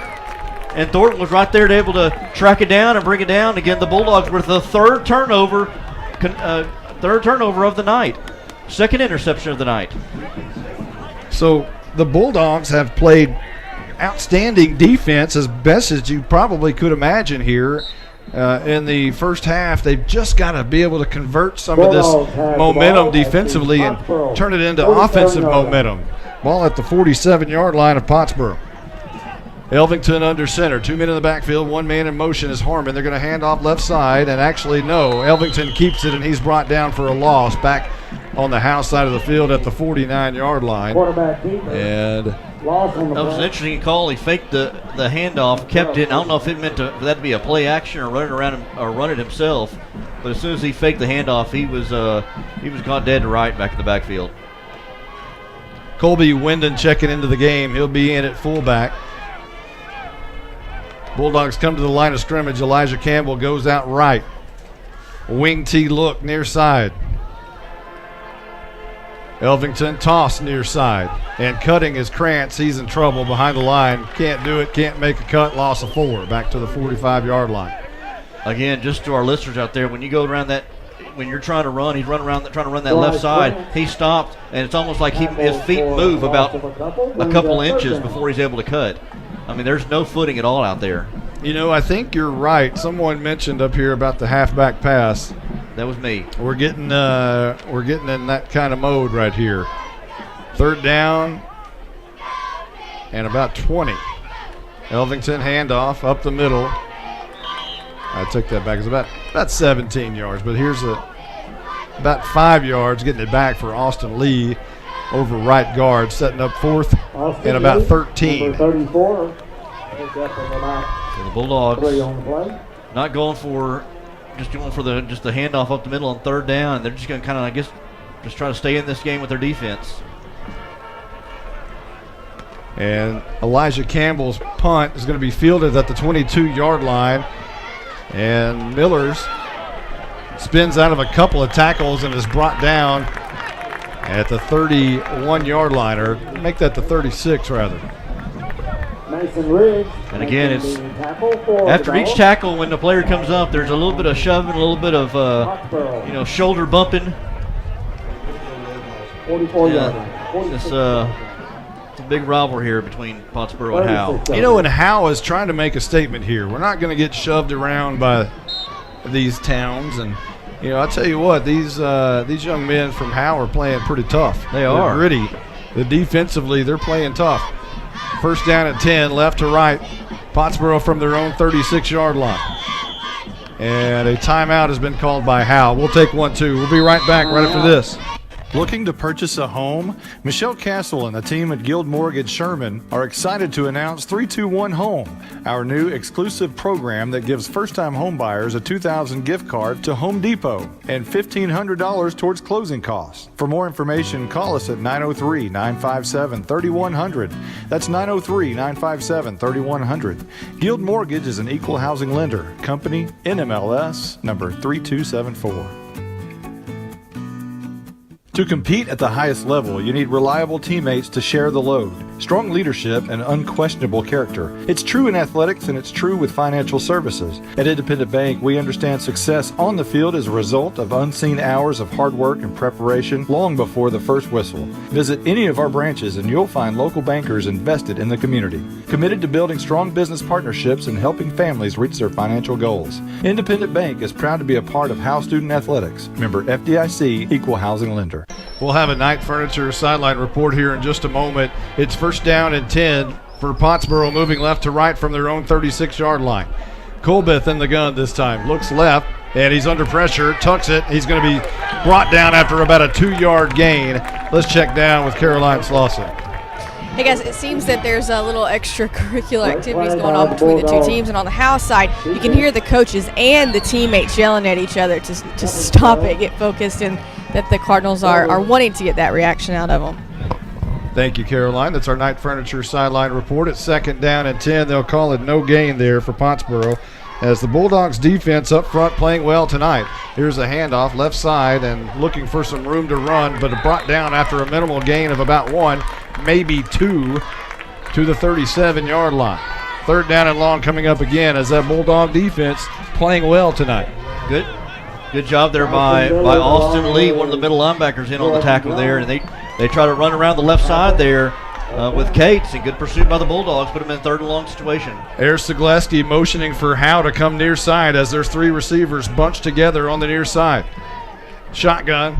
Colbeth looks that way, setting up the screen pass near side. Great play by Caden Harmon to jump the route, brought down the screen pass to Jason Hooker for a loss. Harmon able to get off his block there, scrape off, and able to get the good tackle there by Harmon. A timeout on the field. We'll take 1-2. Back right after this. You're invited to the one and only Buck Snort Barbecue in downtown Van Alstyne, Texas. Your friends and neighbors say it's the best barbecue in North Texas. Now it's your turn to decide. Come taste the difference at Buck Snort Barbecue. For complete information, including menu, location, and hours, click on bucksnortbarbecue.com. That's bucksnortbbq.com. Buck Snort Barbecue in downtown Van Alstyne is a proud supporter of the Howe Bulldogs. Exceeding your expectations is what we strive for here at Scoggins Funeral Home in Van Alstyne. Since the beginning, affordability has been at the top of our checklist. Every day, we're proving that funerals don't have to be expensive. From our facilities to having a personalized service, all of the details are addressed. Nothing can cause you more disappointment than poor quality. Make it special. Make it Scoggins Funeral Home. We put our name on it. Tommy and Bobby K. Scoggins are here with you in your time of need. Visit scogginsfuneralhome.com. Oh, Jordan Jones back to return this punt at the 29-yard line. It's a high spiraling kick. He's going to be able to return it at the 27, runs into his own man, and then runs down at the 31-yard line. He ran into Joseph Brennan's back, which pushed him back a little bit, and then he had to just basically tuck it and go to the turf at the 31, and Howe will take over on their next possession there. Interesting to see what the Bulldogs do here on this possession. 1:03 to go in the half. You're down by 14. Your offense has not been able to – I don't even think we've got a first down. Howe's going to be able to get a first down tonight. So ball at the 31, moving right to left. And, yes, you're correct. They have to be able to start moving the football on offense. Pottsboro doing a great job, but Howe has not been able to capitalize on any big plays whatsoever. And now going in the gun is Bryce Krantz. He'll hand off to Mason Riggs. Actually, it's a reverse, and Caden Harmon gets about 3 yards on the reverse as Riggs got the handoff, handed it off to Harmon, coming from one side to the other, gain of 3. I think we've only seen Krantz in there maybe one time tonight in the shotgun, and I kind of wonder if maybe that could be a different wrinkle to see if the Cardinals can do something with that. Trying to find something on some big play. Krantz drops back, wants to throw over the middle. It's going to be incomplete. It was too high for Devin Porter. He had to go up for it, and he was covered by about 3 Cardinals. And thankfully, that ball was out of the reach of anybody, and it's 3rd down and 7 coming up. I'm okay with that. I think I'm okay, just trying something different. Running between the tackles is not working right now. Try to use Krantz's athleticism, use his arm, see what you can get downfield. Harmon coming back into the game. Krantz tells him what the play is. And everybody bunched together on the near side. This is going to be Krantz trying to run near side, looking for a block from Akins, flag down. He runs over a defender. For a moment, it's a first down. We'll check the flag, but Krantz did a great job of running around the left edge. I'm not sure if they're going to get Howe for too many men. I don't know what the call's going to be here, but it's going to be a personal foul, block below the waist against Howe. Block below the waist, top block called. And just when you thought you had something going there, you go backwards instead of forwards. And so that'll put the Bulldogs in a 3rd and long situation. You know, those are opportunities. Those are changing points in a football game. You know, now we're talking about the difference in making the playoffs and not making the playoffs. Comes down to blocks below the waist when you had a first down.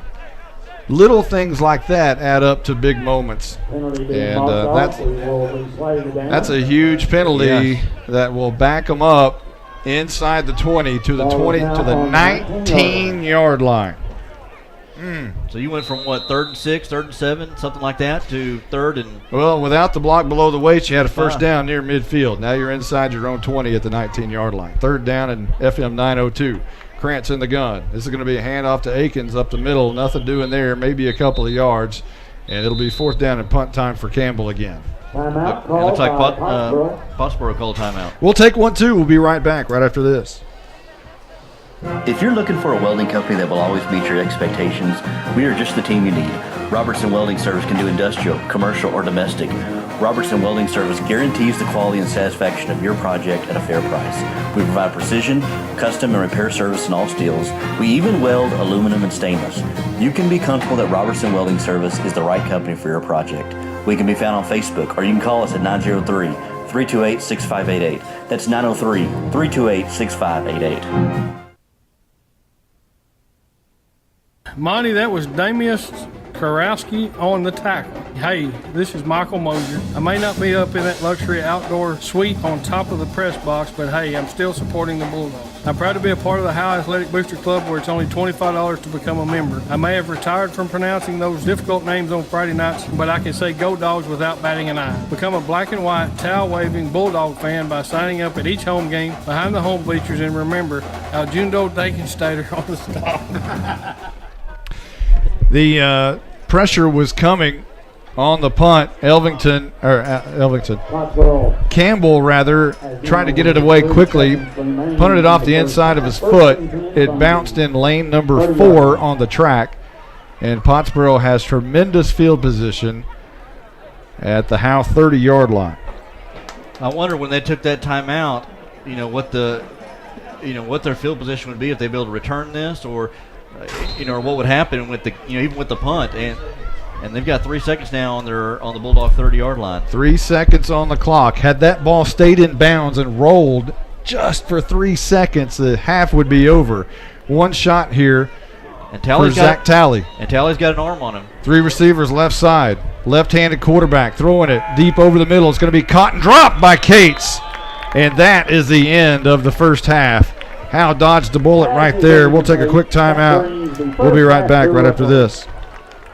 I'm attorney Micah Belden, and I will always be a Bulldog. I'm a proud graduate of Howe High School. The great leadership from our teachers and coaches helped me be able to become one of the few certified criminal law specialists in Texas. While I love the black and white, in trials, everything is not always that way. If you've been investigated, arrested, or charged with a crime in North Texas, you need to call me now at 903-744-4252 for a free consultation. I'm board certified by the Texas Board of Legal Specialization, Principal Office, Sherman, Texas.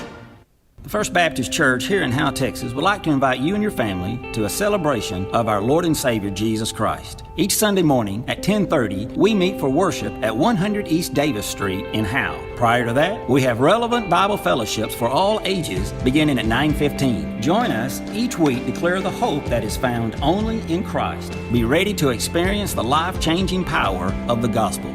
There is only one message for every generation, and that message is Jesus.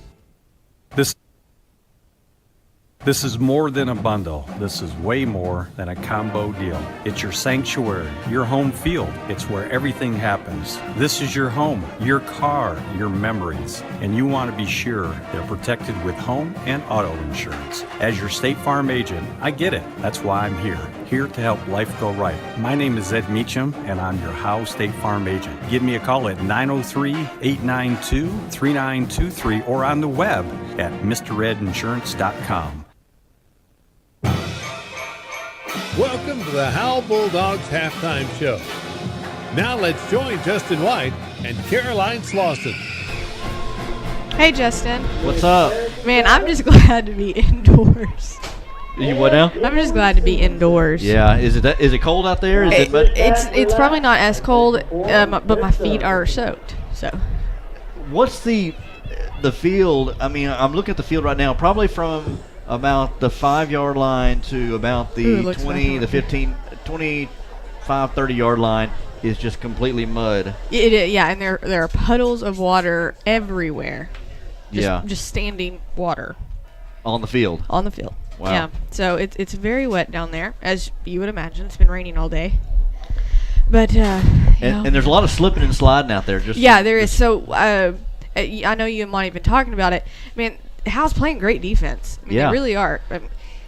It's just these little things, the conditions, those calls. It's just like you're beating yourself on these calls. Well, that's one thing I was talking about the field. The field is almost kind of put Pottsboro, who had this great offense, kind of brought them down a little bit to kind of where they've got to, they got to adjust to the playing conditions. And the Bulldogs defense, that's giving a chance for the Bulldogs defense to adjust and kind of step up to the plate. Step up to the plate. Yeah, I'm sorry, so wrong sport. But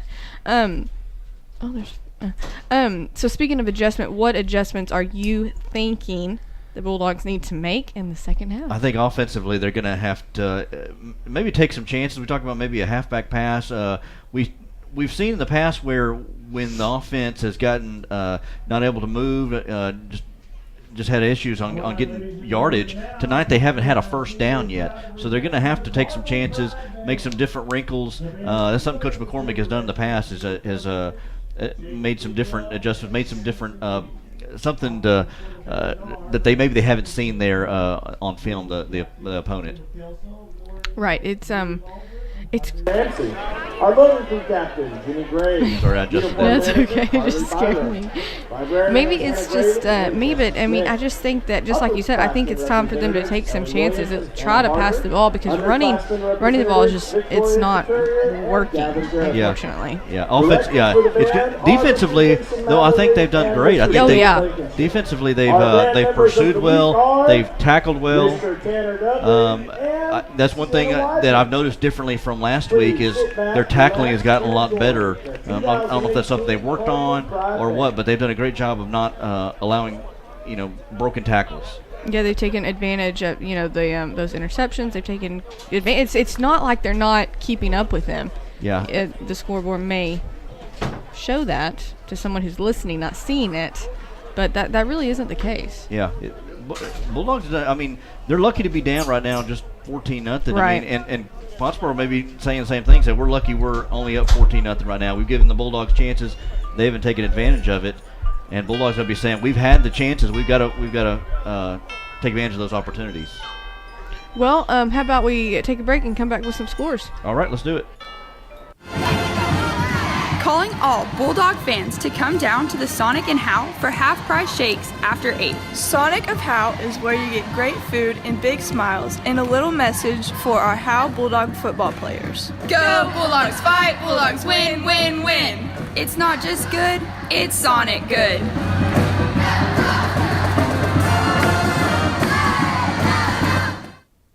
Looking to purchase a home? Michelle Castle and the team at Guild Mortgage Sherman are excited to announce 321 Home, our new exclusive program that gives first-time home buyers a $2,000 gift card to Home Depot and $1,500 towards closing costs. For more information, call us at 903-957-3100.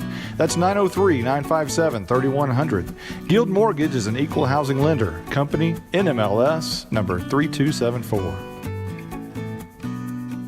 To compete at the highest level, you need reliable teammates to share the load, strong leadership, and unquestionable character. It's true in athletics, and it's true with financial services. At Independent Bank, we understand success on the field is a result of unseen hours of hard work and preparation long before the first whistle. Visit any of our branches, and you'll find local bankers invested in the community, committed to building strong business partnerships and helping families reach their financial goals. Independent Bank is proud to be a part of Howe Student Athletics. Member FDIC, Equal Housing Lender.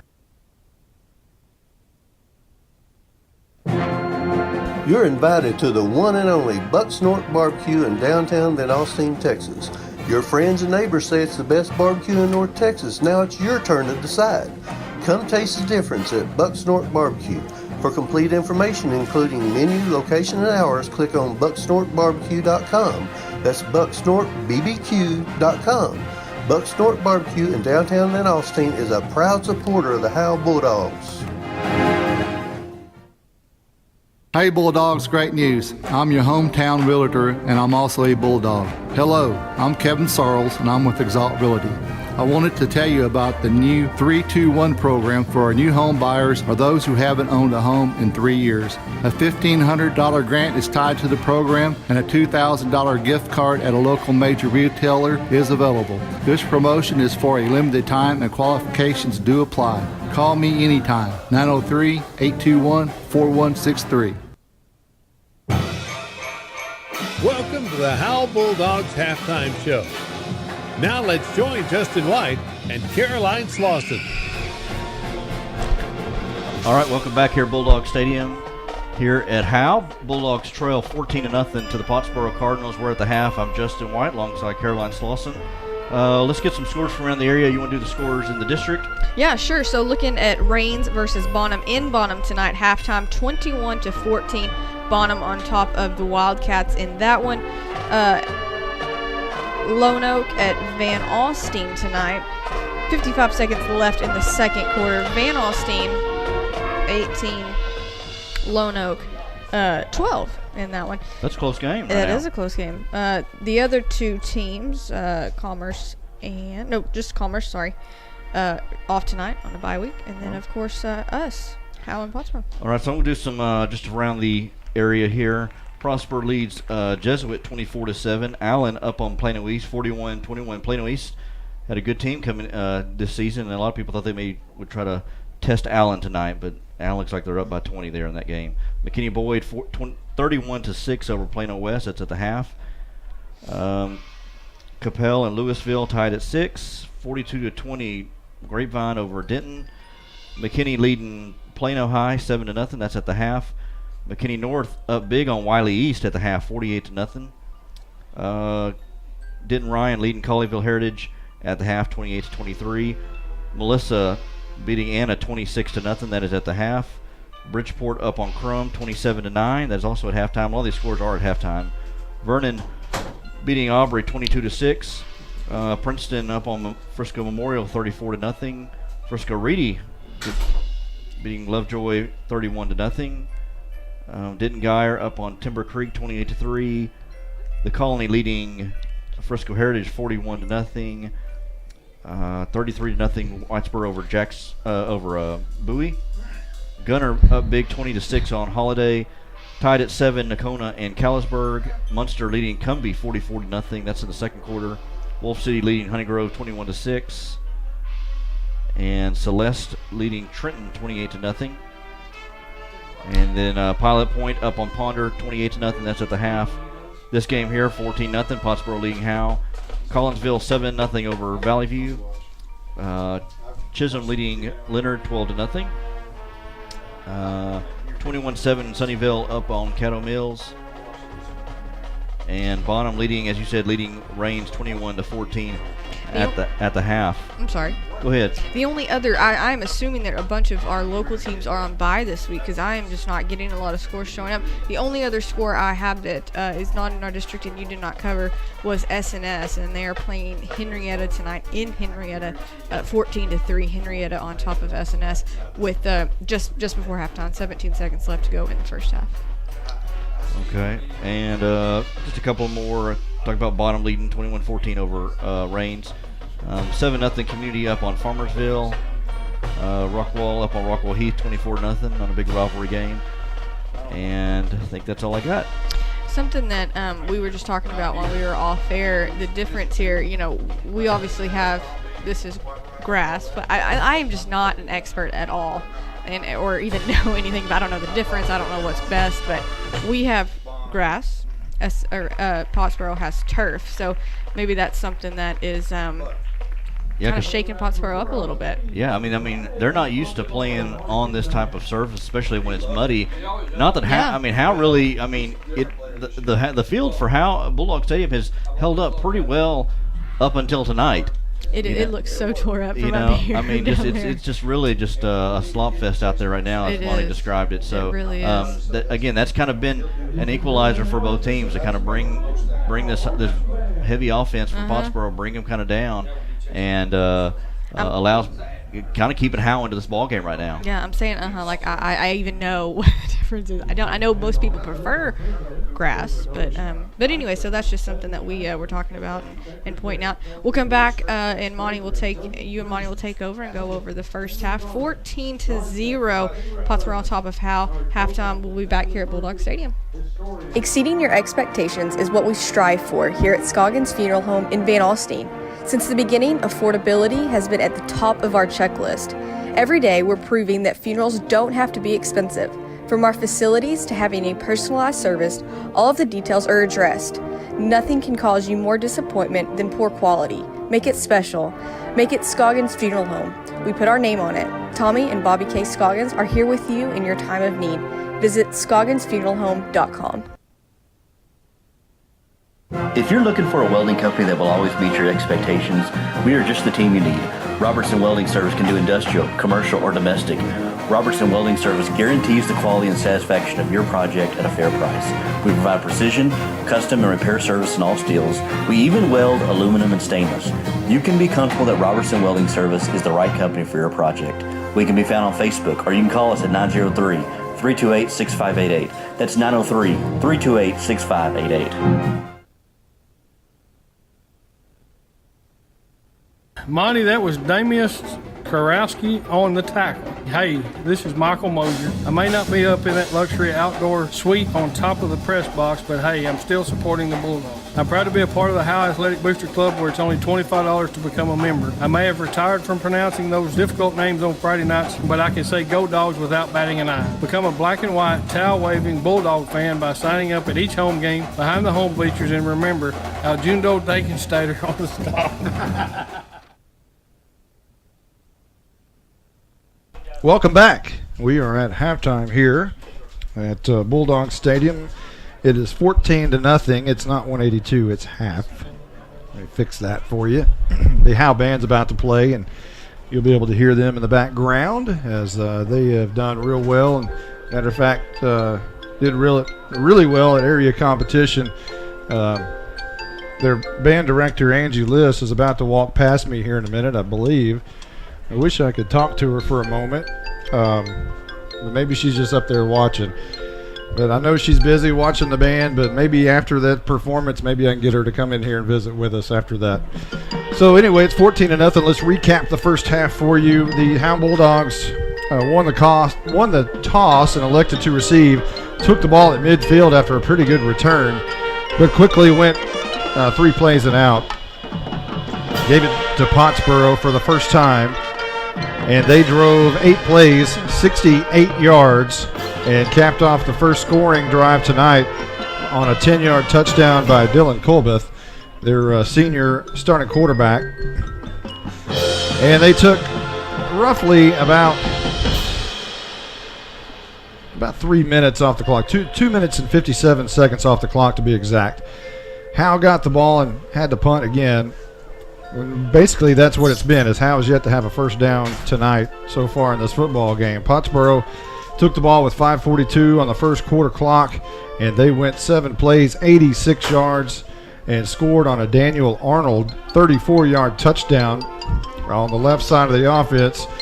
And the PAT, both PATs by McDonald have been good. 14-0. Pottsboro led at that point with 2:38 left to go in the first quarter. That drive took 2 minutes and 4 seconds off the clock. Howe took the ball at their own 23-yard line, punted again, and started going backwards. And then Pottsboro's next possession ended the first quarter on a turnover on downs. Howe took it again and punted again. Pottsboro's next possession started with 9:54 in the second quarter. 3 plays later ended on a Jordan Jones interception. And then Howe took that ball at the 44-yard line and gave it back to Pottsboro on their interception. Elvington threw it to the safety, Cy Shope, and Pottsboro set up shop at the 47-yard line. But their drive ended in a fumble by the running back Will Cates, who put it on the ground. Howe recovered and took the ball with 7:33 left to go in quarter number 2 at their own 38-yard line. But again, were unable to take advantage of that and punted. Pottsboro's next possession started at their own 15-yard line. 3 plays later ended in an interception by J.D. Thornton, the cornerback.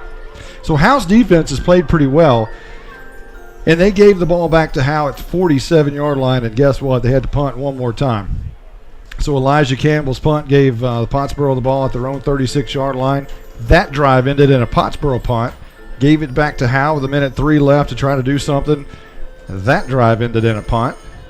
And then with 1 play left, the Pottsboro Cardinals had basically 1 attempt to try to get it in the end zone here before the half.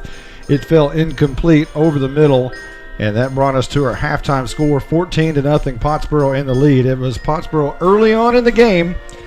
It was a good first half by Pottsboro, but if you're going to give anybody the win in the second quarter, it's going to be Howe, because they held this game scoreless in the second. Pottsboro's going to get the ball to start the second half, however, here in just a few moments. We've got a few moments to let you listen to the Pride of Howe marching band, and we'll let you do that right now.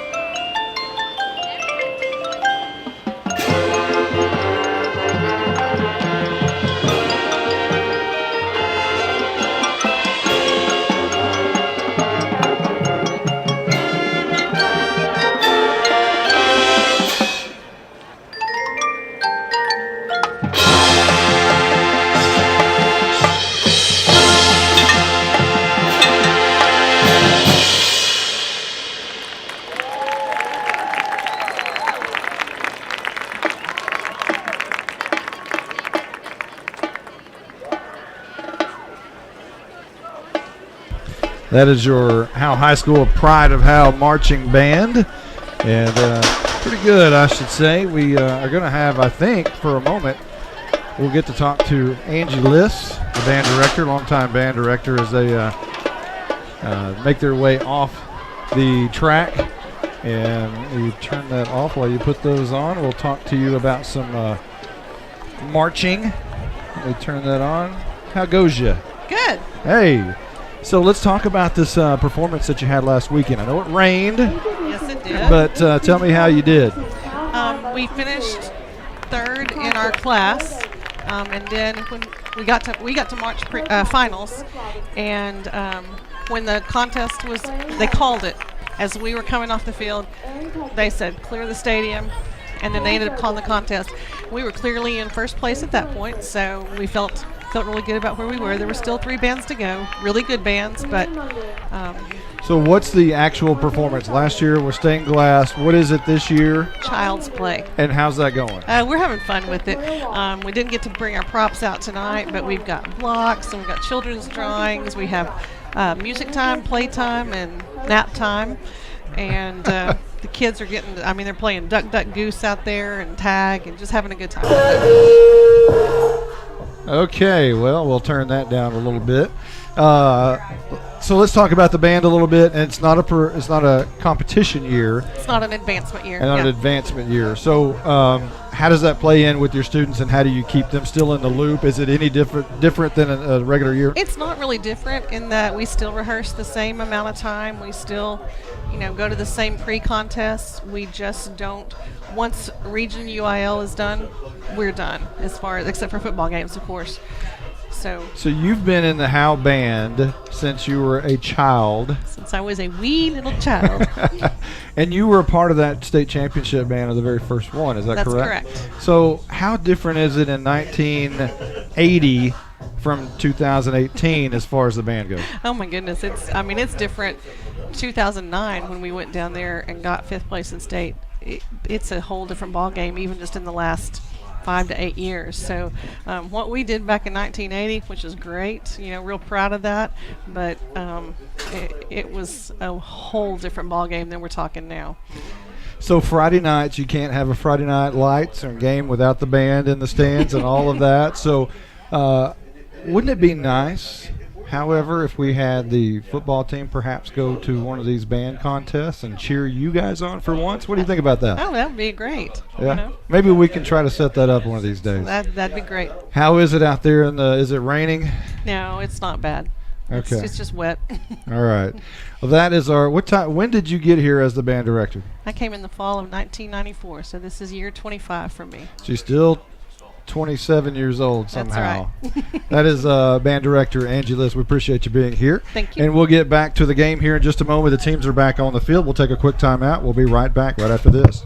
I'm attorney Micah Belden, and I will always be a Bulldog. I'm a proud graduate of Howe High School. The great leadership from our teachers and coaches helped me be able to become one of the few certified criminal law specialists in Texas. While I love the black and white, in trials, everything is not always that way. If you've been investigated, arrested, or charged with a crime in North Texas, you need to call me now at 903-744-4252 for a free consultation. I'm board certified by the Texas Board of Legal Specialization, Principal Office, Sherman, Texas. The First Baptist Church here in Howe, Texas would like to invite you and your family to a celebration of our Lord and Savior Jesus Christ. Each Sunday morning at 10:30, we meet for worship at 100 East Davis Street in Howe. Prior to that, we have relevant Bible fellowships for all ages beginning at 9:15. Join us each week to declare the hope that is found only in Christ. Be ready to experience the life-changing power of the gospel. There is only one message for every generation, and that message is Jesus. This is more than a bundle. This is way more than a combo deal. It's your sanctuary, your home field. It's where everything happens. This is your home, your car, your memories. And you want to be sure they're protected with home and auto insurance. As your State Farm agent, I get it. That's why I'm here to help life go right. My name is Ed Meacham, and I'm your Howe State Farm agent. Give me a call at 903-892-3923 or on the web at mredinsurance.com.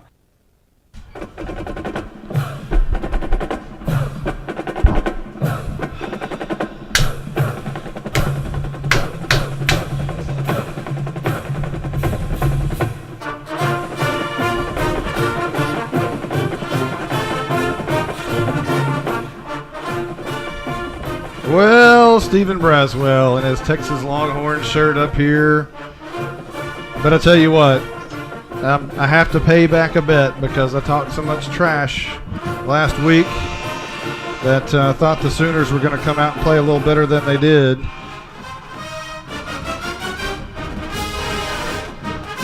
But they didn't, so I have to do this. And I watch him hook 'em horns next to me out the window and all that mess. Meanwhile, the Howe Bulldogs have made their way back on the field, and it's second half football action here in Howe, just about ready to get underway as the Pottsboro Cardinals will start with the football, as the Cardinals will now make their way out on the field out of their tunnel.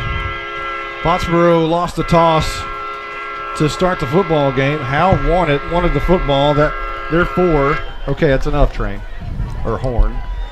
Therefore, the Cardinals will take the football first here in the second half.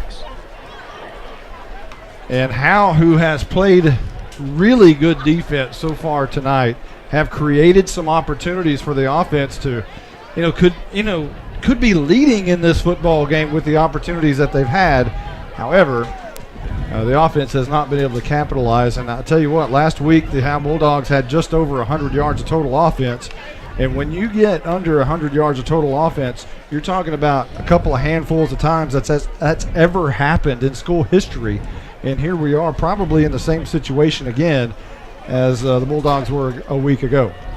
Yeah, this it's going to be interesting to see what adjustments that Coach McCormick and Coach Jay and the offensive staff have made here. Yeah, I mean, it's kind of one of those things I was telling Caroline was the Bulldogs, could look at it and say, man, we're lucky we're only down 14-0, we're still in this. Pottsboro could be looking at it the same way and say, we're lucky we're only up by 14.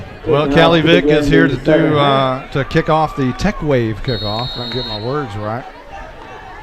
Vick, first girl on the Howe Bulldogs in school history. Here's a pooch kick, going to be taken and fumbled, but Pottsboro gets back on it, I believe, at the 38-yard line.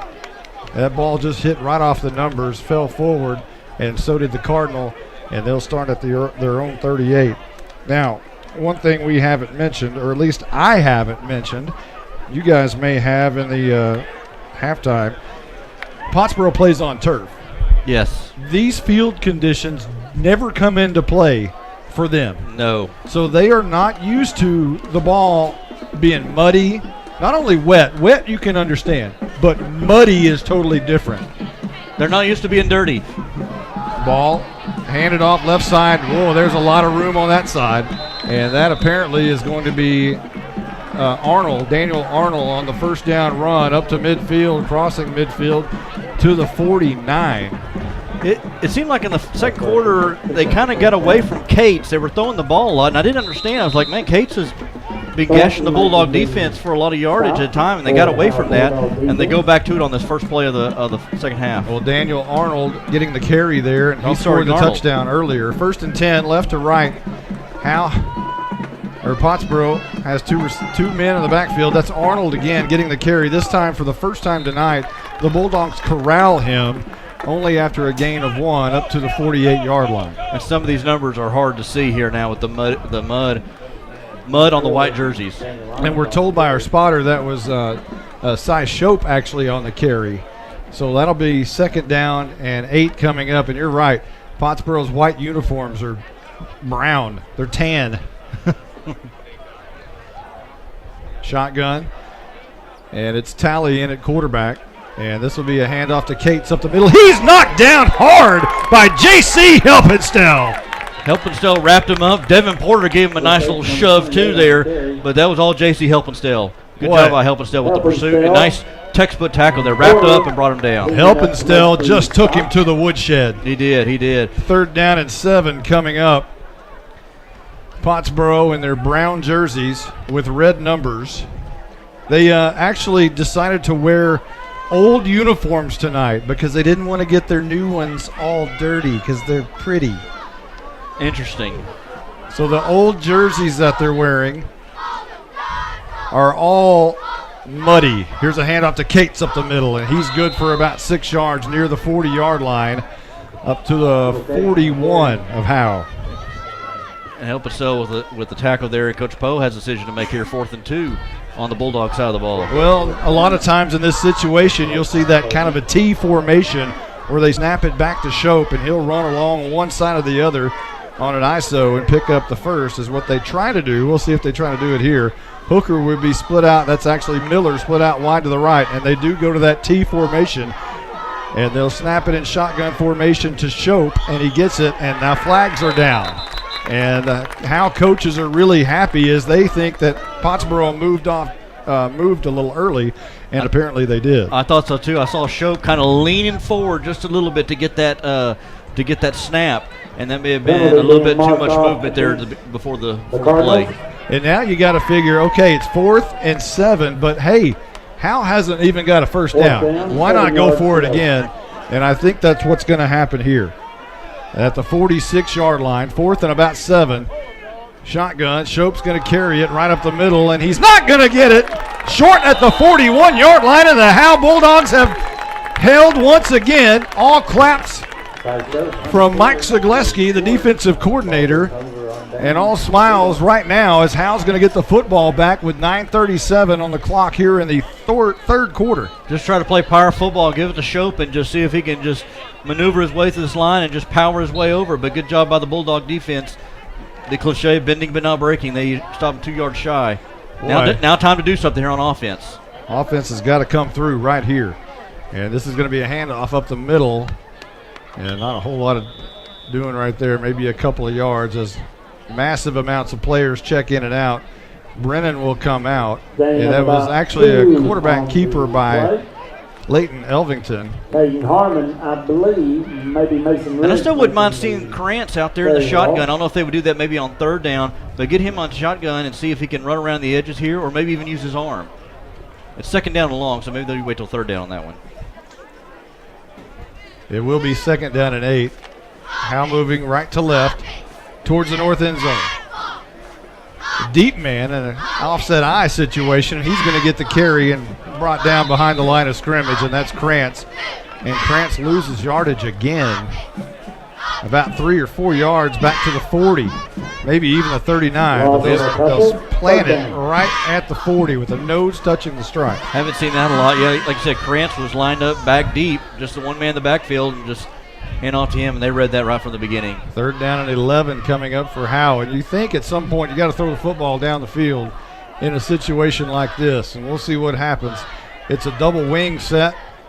Elvington under center, hands off up the middle. Harmon sneaking through for about 5 yards up to the 46-yard line, shy of midfield, and that will set up a 4th and about 5. Harmon got the ball and was as they shot out like a cannon, like it was a race to the line of scrimmage, and able to squeeze through a hole, but not enough, so Bulldogs left to punt again. One of the bright spots on offense tonight has been Caden Harmon, but he's not able to shoulder the load for the entire offense, as it'll be punt time for Campbell and company. Standing at his own 36-yard line, now back to the 35. And he bangs this one away towards the near side, goes out of bounds, lands in track number 2. And they'll spot it. There's the old walk from the official. He'll start from the 30 and walk back to the 36-yard line. And that's where Pottsboro will set up shop on their next possession here, moving left to right. 7:38 on the clock. So see if the Bulldog defense can, again, answer the bell here, and at some point, hopefully, you maybe get another. You've had 3 turnovers here tonight so far. The Bulldogs forced 3 turnovers, 2 interceptions, 1 fumble. I'm afraid Campbell's going to have leg cramps tonight just from punting the football away. Going to ice down that right calf. 1st down and 10 for Pottsboro, left to right. Miller split out wide to the near side. Hooker and Arnold left side, 2 men in the backfield. Talley wanting to throw deep down the field, covered by Harmon, and it's incomplete. Harmon went up, made a great play, knocked the ball away. The intended receiver was Luke Miller. He wanted a flag, didn't get it. 2nd down and 10 coming up. I tell you what, Harmon has done a great job tonight in coverage. He's had about 2, 3, maybe 4 deflections there at cornerback. He's done a good job tonight. Him and Jordan Jones, both back there in the secondary, have done a great job. Second down and 10. Pottsboro back up to the line. 2 running backs next to Tally in shotgun formation. And this will be a handoff up the middle, and that's Will Cates fighting for yardage. And he makes some room up to the 41-yard line, about 3 or 4 yards, 5 yards. They'll give him 5. And he is hard to tackle. I tell you, he is a hard runner, and Devin Porter was able to make the tackle, but he had his hands full on bringing that man down, that young man down. He's not the largest individual, but he's so low to the ground and has great balance. Yes. Third down and 5. Tally is going to run it himself over along the left side, and he's brought down at the line of scrimmage. Another great play by that defense as Waldrop makes a big play. Waldrop was the first man there, and I believe Helpenstell was there as well. It'll be 4th down and punt time. And I'd watch a fake right here. It's 42-yard line is where Pottsboro's going to be punting it away. I would have my eye open for the fake, even though it's 4th and 4 on your own side of the field. I could see that. And now the flag is down. Before this one can get underway, it's going to be a false start against Pottsboro, and they'll back it up even more. There will not be a fake now, as that'll be, instead of 4th and 4, it'll be 4th and 9. They'll move the ball back to the 36. This would be a nice opportunity for the Bulldogs, too. You're not able to move the ball on offense. See what you can do on special teams. Maybe set yourself up with good field position. Maybe, obviously, a run back would be great, but do something. The offense ain't working. See if you can capitalize on special teams. 4th down and 9. Jordan Jones will return this one as he stands at his own 29-yard line. A high snap. The punt is away. It's a high booming kick.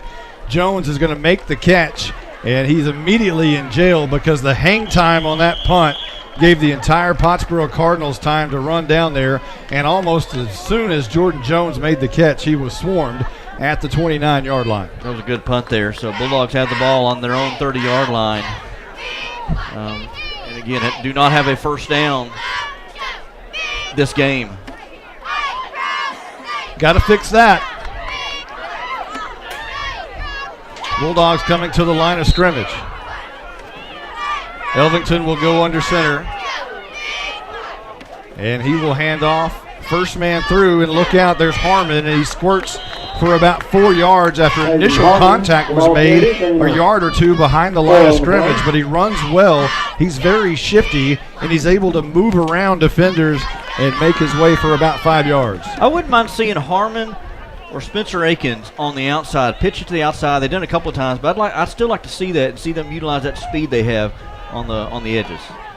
Krantz in the backfield, Elvington under center. Handoff, I think that's Krantz. He gets the carry, positive yardage. They try to strip the ball away from him, but he's going to gain 3 yards, 4 yards perhaps, up to the 39-yard line. And now Howe is very close to getting a first down. You know, and this is where, Monty, that I don't know if it would make it any better, but where you kind of miss Cameron Blesseye. Short yardage back. No He's a question. Leading rusher on this team. The entire game they've missed Cameron Blesseye. Right, but even this opportunity here, a chance to get a first down.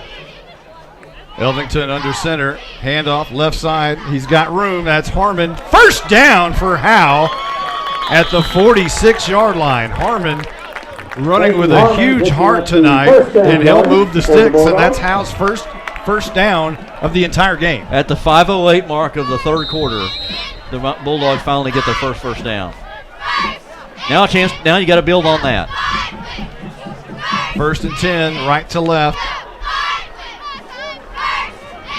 Lee in the backfield. Krantz in the backfield. Krantz gets the carry, bounces out. No, that's Harmon again. And he tries to punch it out to the far outside. Can't do it. They finally corral him at the line of scrimmage and throw him back about 8 yards. But the forward progress will give him a foot or two. So it'll be 2nd down and 9.5. Yeah, tries to run behind that right guard, right tackle, Helpenstell, and Parker Blunt on that right side of the offensive line, and only able to get a yard. And Harmon comes out a little gimpy to the sideline. Everybody tight on this situation. Everybody tight. Elvington under center, handoff left side. Krantz. He is tripped up at the line of scrimmage and brought down for a loss of 1. And now a late flag comes in. This is after the play, so you know what this probably is. Timeout. We have a penalty flag. See a personal foul. Let's see who would be on. The ball will be spotted at the 45-yard line. It's going to be We have offsetting penalties. Personal foul call. I believe it's personal foul against each. So the ball spotted at the 45-yard line. 3rd down and long coming up for Howe. 3rd and 11. Mason Riggs, Austin Lee, and Joseph Brennan check into the game. You can barely see the numbers on their back now. The field is not completely, but it is worn down a lot at the line of scrimmage where they're at right here. 3rd and 11.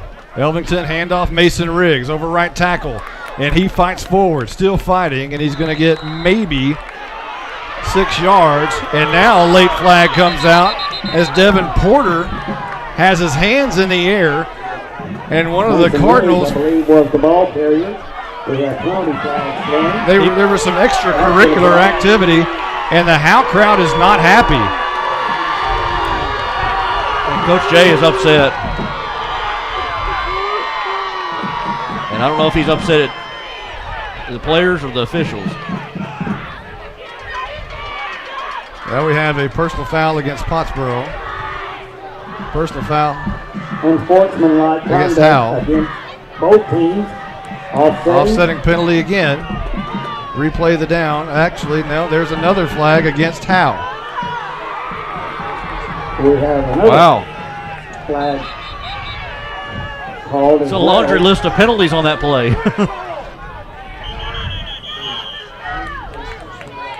Now Howe's called a timeout. Coach Jay is very, very, very unhappy, and he is barking at the line judge, Jerry Riley, and giving him an earful, and another flag may come out here.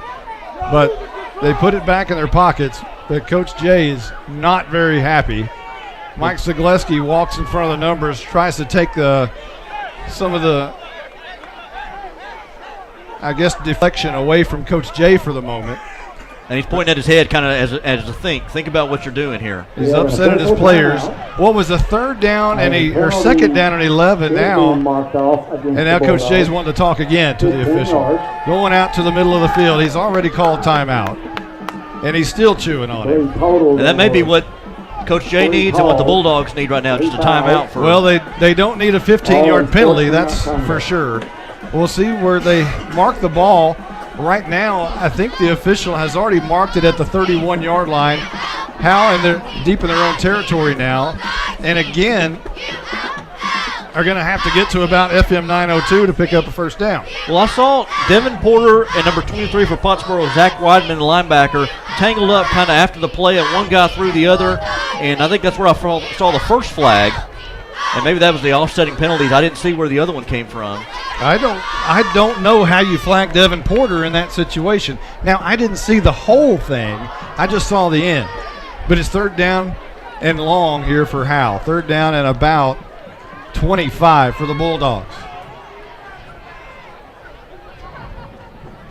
And still some talking. Now Pottsboro. Matt Poe is upset.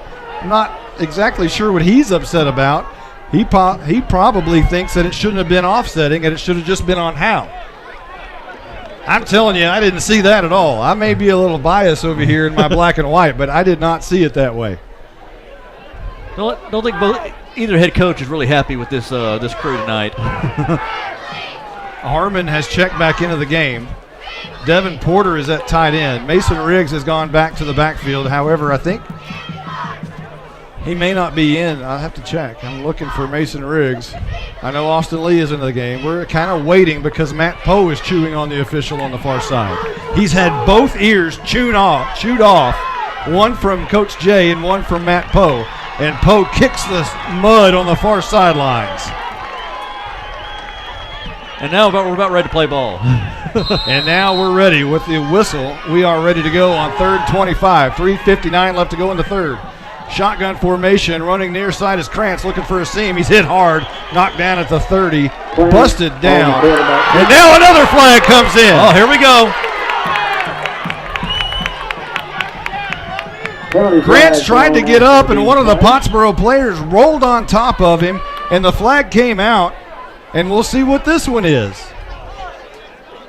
That's got to be on Pottsboro now. It has to be on Pottsboro. So we have unsportsmanlike conduct against Pottsboro. And I think he's ejected. He's gone. The player has been ejected from the ballgame. So I'm not sure which one that is. And now you hear the Howe fans as they finally feel that justice has been served. Now they'll walk the ball up to the 46-yard line. After the penalty, Holy moly. Bonnie, we said number 28, right? That's 28 Will Cates. First down. That's 28 Will Cates, the running back for Pottsboro. That's a big loss for them. So here's another first down for Howe, and another timeout's been called. We're gonna let things settle down. Yeah, let's take a quick timeout. We'll be right back right after this.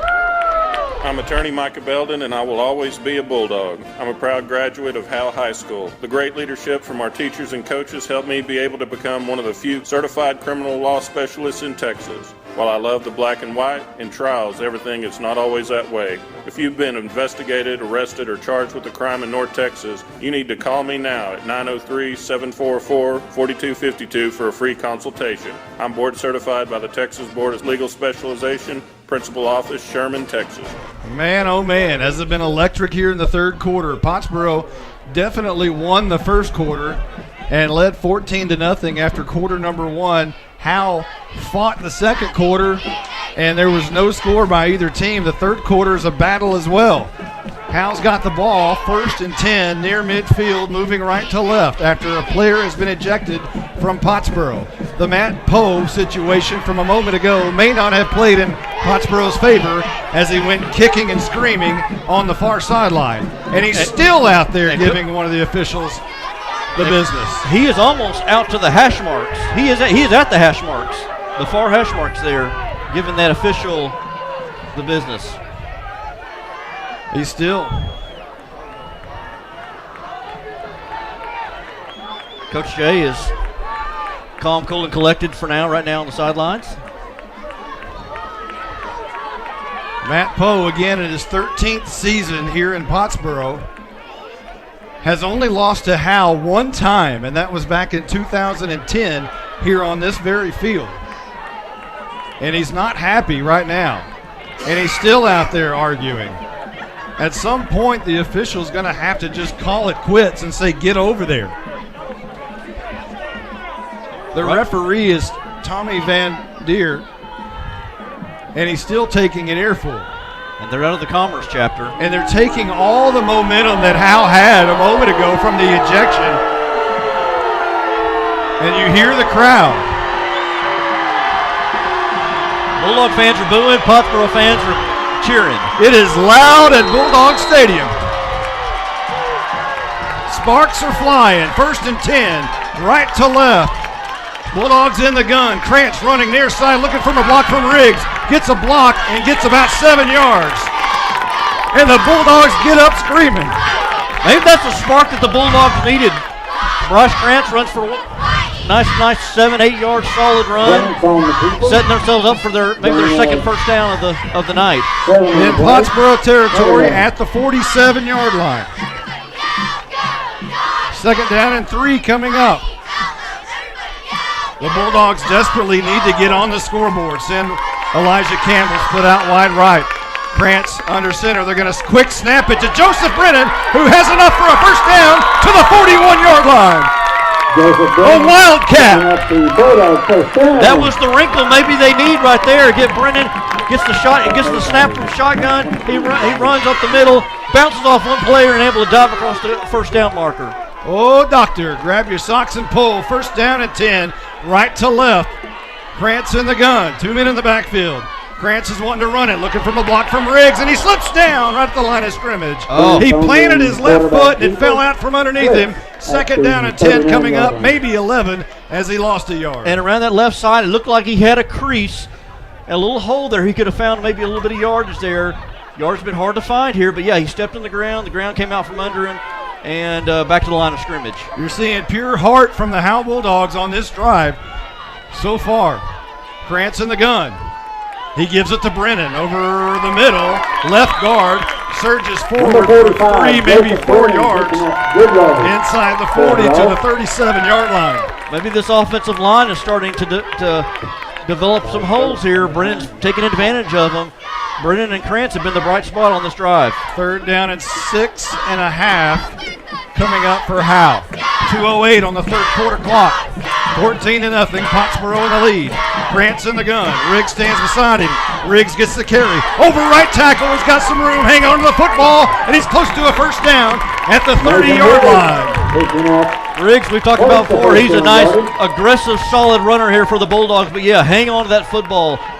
These conditions right here can really cause him to lose hold of that ball. He needs to make sure he holds on that thing high and tight. 5 yards for Riggs. He needed 7 for the first. Maybe 6. It's going to be 4th and 1. Big play here for the Howe Bulldogs. Krantz in the gun. 2 men beside him. Snaps his back. He hands it over. Left tackle Joseph Brennan fights forward, and I don't think he got it. He didn't cut it up. He was stopped right at the line of scrimmage, and the ball goes over on downs to Pottsboro. Things didn't look smooth right there. Krantz got the snap, and he kind of bobbled it for just a second. Hand off to Brennan. I don't know if maybe he kind of bobbled it as well and just didn't go. It didn't go right from the beginning, and Bulldogs turned the ball over on downs. Oh, baby.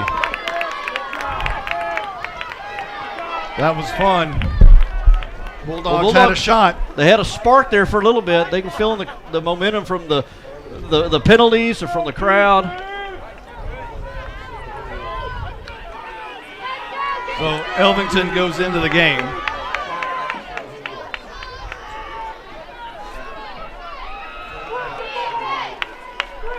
Harmon is out. And this will be a handoff up the middle, actually left side, and good enough for a first down.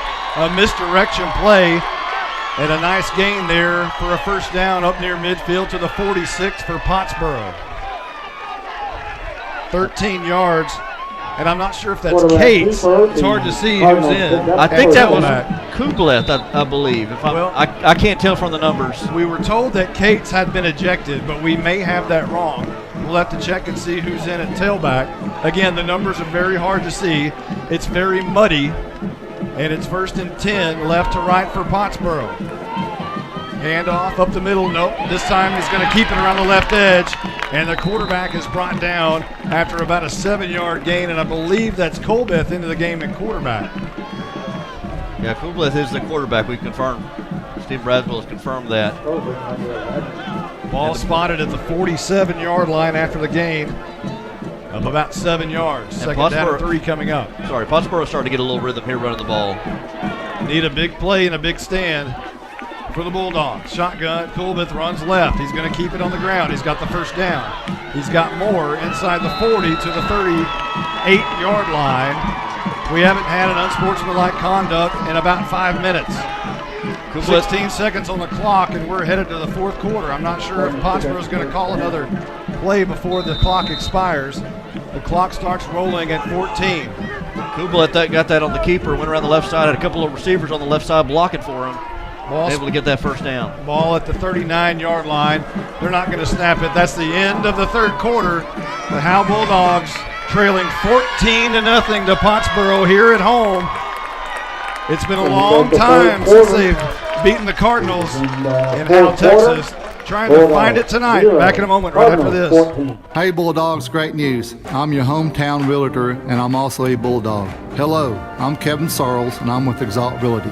I wanted to tell you about the new 321 program for our new home buyers or those who haven't owned a home in 3 years. A $1,500 grant is tied to the program, and a $2,000 gift card at a local major retailer is available. This promotion is for a limited time, and qualifications do apply. Call me anytime, 903-821-4163. Let's check down on the field with our Night Furniture sideline reporter, Caroline Slauson. Things have changed since halftime, huh?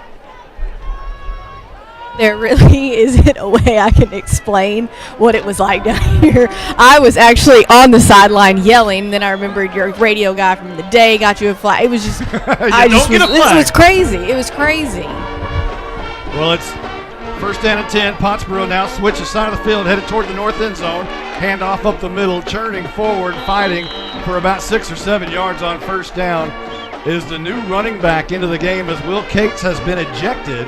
And again, the numbers are very hard to see. And I'm trying to figure out who that is. Dyson Dillard and J.C. Helping still. I can't see who that is. That may be Shope, but I'm not sure on it. It's Shope. So Shope is the ball carrier, taking the place of Will Cates. 2nd down and 3 coming up. Shotgun. Colbeth is going to run right, trying to find it. Hit hard at the line of scrimmage. A great play by that Bulldog defense to sling him back at the 33. That's J.C. Helpenstell.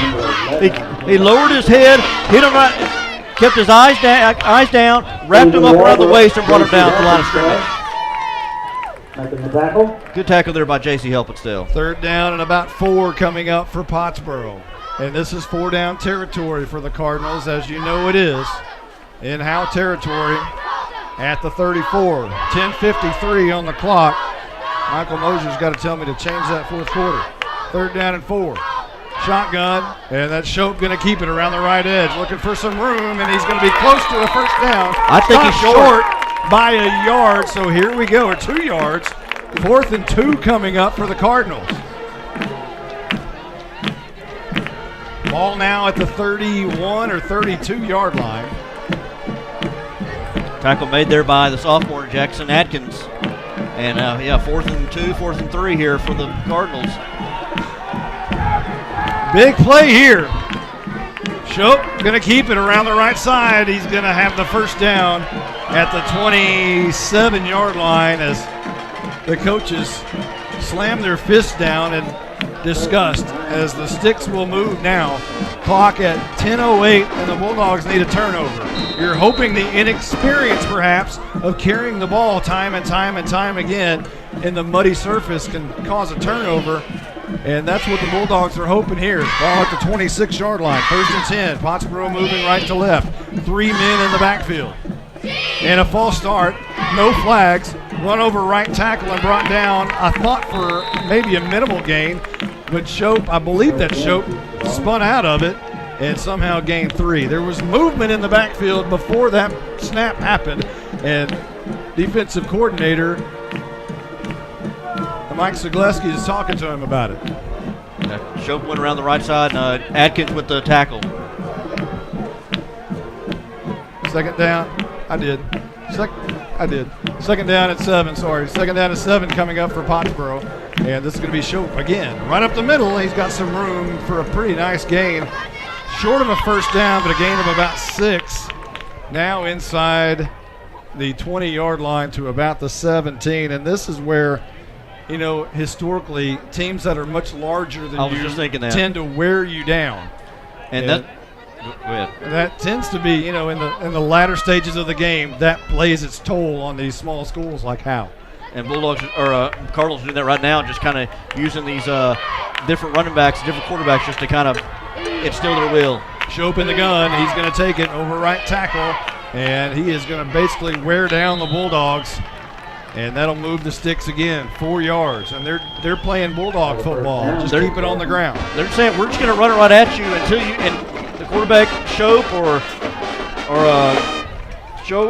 Colbeth gets the snap, and just whoever, we're just going to run around the right side or left side, and just if you I'm not even sure that's Colbeth. I think that's Shope. Is that Shope every time? Shope has been getting the snap every play here. It's that T formation, and they snap it directly to Shope. And they do it again, running right at the defensive end over right tackle. He slips through, and he is going to be close, slung in the end zone. Touchdown, Pottsboro. They just instilled their will on the Bulldogs on that one. Stop it. We're going to keep running until you stop it. The Bulldogs were not able to stop it. 14-yard touchdown for Cy Shope.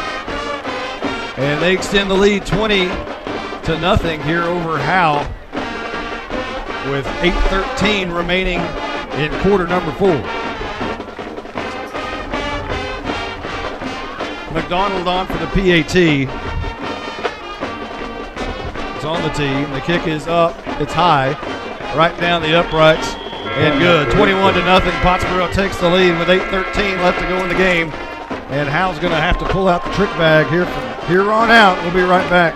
run after this timeout. To compete at the highest level, you need reliable teammates to share the load, strong leadership, and unquestionable character. It's true in athletics, and it's true with financial services. At Independent Bank, we understand success on the field is a result of unseen hours of hard work and preparation long before the first whistle. Visit any of our branches, and you'll find local bankers invested in the community, committed to building strong business partnerships and helping families reach their financial goals. Independent Bank is proud to be a part of Howe Student Athletics. Member FDIC, Equal Housing Lender. You're invited to the one and only Buck Snort Barbecue in downtown Van Alstyne, Texas. Your friends and neighbors say it's the best barbecue in North Texas. Now it's your turn to decide. Come taste the difference at Buck Snort Barbecue. For complete information, including menu, location, and hours, click on bucksnortbarbecue.com. That's bucksnortbbq.com. Buck Snort Barbecue in downtown Van Alstyne is a proud supporter of the Howe Bulldogs. Welcome back, and we're just about ready for the Tech Wave kickoff. McDonald runs to the ball. He will bang it away. It's a high kick, middle of the field, going to be run up and taken, and a sliding catch by, I believe that's Krantz, and he does, and he'll be down at the 22-yard line, and Howe will take over there at their own 22 with 8:11 left to go on the clock. Now let's go over your Exalt Realty scoring drive recap. It was 11 plays, 67 yards.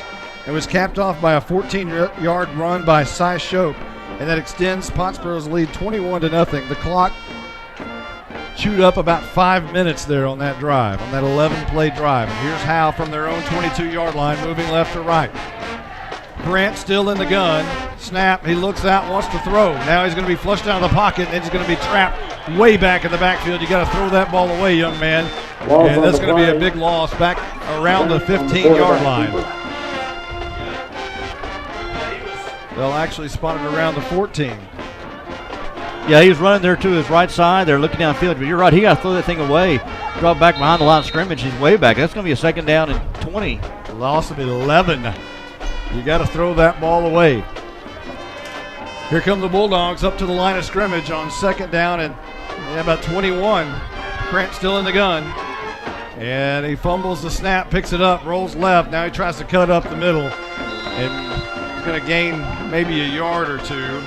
And it'll be third down and about 19 coming up for Howe. Yeah, kind of mishandled that snap a little bit and again threw off the timing. And it'll put the Bulldogs in a third and long situation. Third down and 19, we said. 21-0, Pottsboro in the lead. 7.5 minutes left to go in the game. The last time Pottsboro and Howe got together, it was 35-6 a year ago at Pottsboro. A little bit better score if you're Howe. Shotgun, handoff, near side. Riggs looking for a block, makes a move, and is going to be brought down after a couple of yards, shy of the 15-yard line. Number 24. Riggs trying to get around that edge. Good stiff arm by him, but able to escape one defender, but not able to escape the next one. So now it'll be punt time for Howe. Back at their own 14, perhaps. I think they're gonna spot the ball here. So no gain for Riggs, and it'll be punt time for Elijah Campbell again, who's going to have to ice his right calf after tonight. Here's the punt. It's a high kick going to be taken by Hooker, and now Miller on the far side looking for a block. Gets a block by Hooker along the far sideline, and a nice return into Howe territory at about the 30.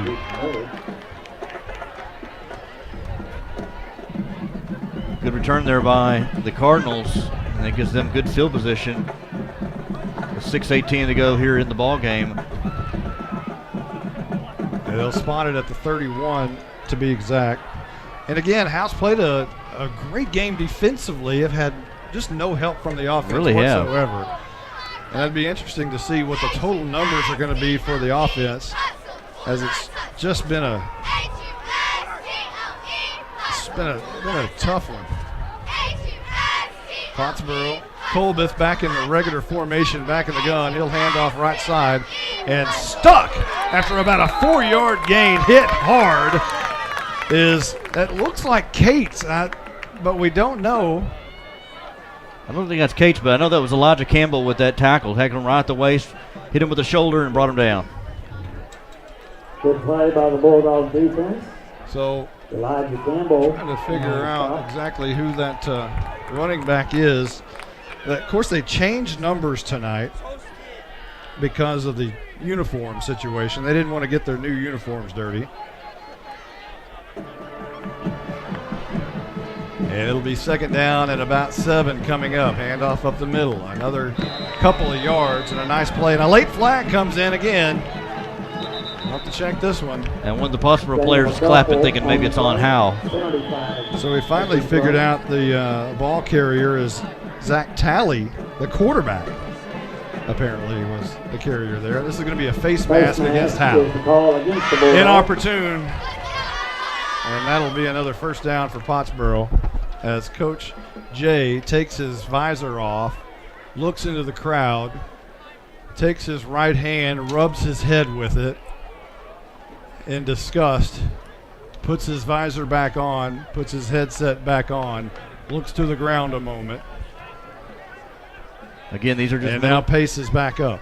Again, these are mental mistakes made by the Bulldogs that you're helping the Cardinals.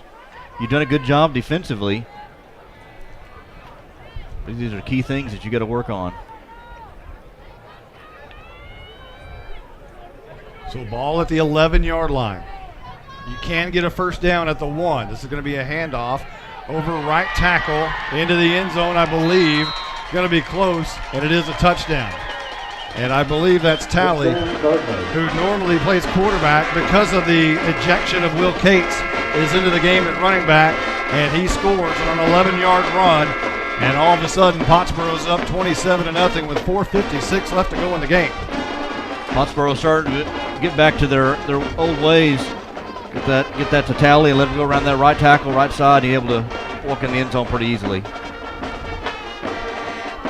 And things are starting to fall apart here for the Bulldogs now. McDonald on for the PAT. The bat snap, it goes over the head. I think Howe's going to be able to deny a PAT, and they do. So the score will remain 27-0 here in the fourth quarter. We're going to take a quick timeout with 4:56 left to go in the game. We'll be right back right after this.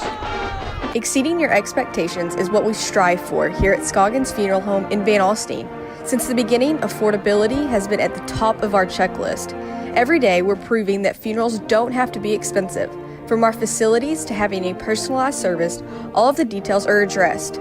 Nothing can cause you more disappointment than poor quality. Make it special. Make it Scoggins Funeral Home. We put our name on it. Tommy and Bobby K. Scoggins are here with you in your time of need. Visit scogginsfuneralhome.com. If you're looking for a welding company that will always meet your expectations, we are just the team you need. Robertson Welding Service can do industrial, commercial, or domestic. Robertson Welding Service guarantees the quality and satisfaction of your project at a fair price. We provide precision, custom, and repair service in all steels. We even weld aluminum and stainless. You can be comfortable that Robertson Welding Service is the right company for your project. We can be found on Facebook, or you can call us at 903-328-6588. That's 903-328-6588. McDonald on for the Tech Wave kickoff. Runs to the football. It's going to be a kick back to Jordan Jones, I believe, coming near side of the field. Cuts it up now to the left side of the field, one other way. And he's finally wrestled down at about the 35-yard line. A nice return by Jones. And Howe will have the football 1st and 10 from their own 35. Well, unless a miracle happens in the next 4:47, Bulldogs will end up losing this game, but it's still a chance for you to work on your offense. You still got some offensive issues kinks you're going to need to work out, if not for tonight, at least for next week's game against Lone Oak. In this situation, every broadcaster in the history of Texas has brought up John Tyler. Here's a double reverse from one side to the other, and Pottsboro sniffed it out, but surging forward for a few yards is Caden Harmon. He'll get about 4 yards on that first down carry. Got a couple of scores from around the district. Bonham leading Raines 42-28. That's to start the fourth quarter. And Van Alstyne up on Lone Oak 32-18. I know you're a few years younger than me, but do you remember, have you heard the John Tyler? I know it vividly. You know the story. Yeah. I know the story, yes. Yeah. That was like in about, 2 minutes? Yeah, it was crazy. Yeah. Plano West, Tyler Yes. John Tyler, 1994. Second down, and here's flags before this one can get underway. And a Bulldog slipped down. Oh, Jackson Atkins, I think, was ready to pull there. And when he went to pull, he just slipped and fell. And the back of his numbers were hard to see. Now you can't see the front of his numbers. And that's going to be a penalty against Howe. They'll back it up. 5-yard penalty marked off against the Dogs. So that'll put the ball now at the 34-yard line.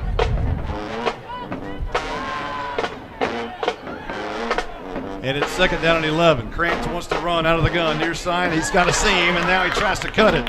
I'm pretty sure if he'd have kept sprinting, he could have got 5 more yards. But he saw somebody out of the corner of his eye and trying to cut it. And Howe's trying to call. Howe's called the timeout now. And there's 3:45 left on the clock. Third down and long coming up. 3rd and 10 coming up. We'll keep it right here. Justin, it's been one of those games, and perhaps we'll check down with Caroline here in a moment. Our Night Furniture sideline reporter, Caroline Slauson, I know she's down there somewhere.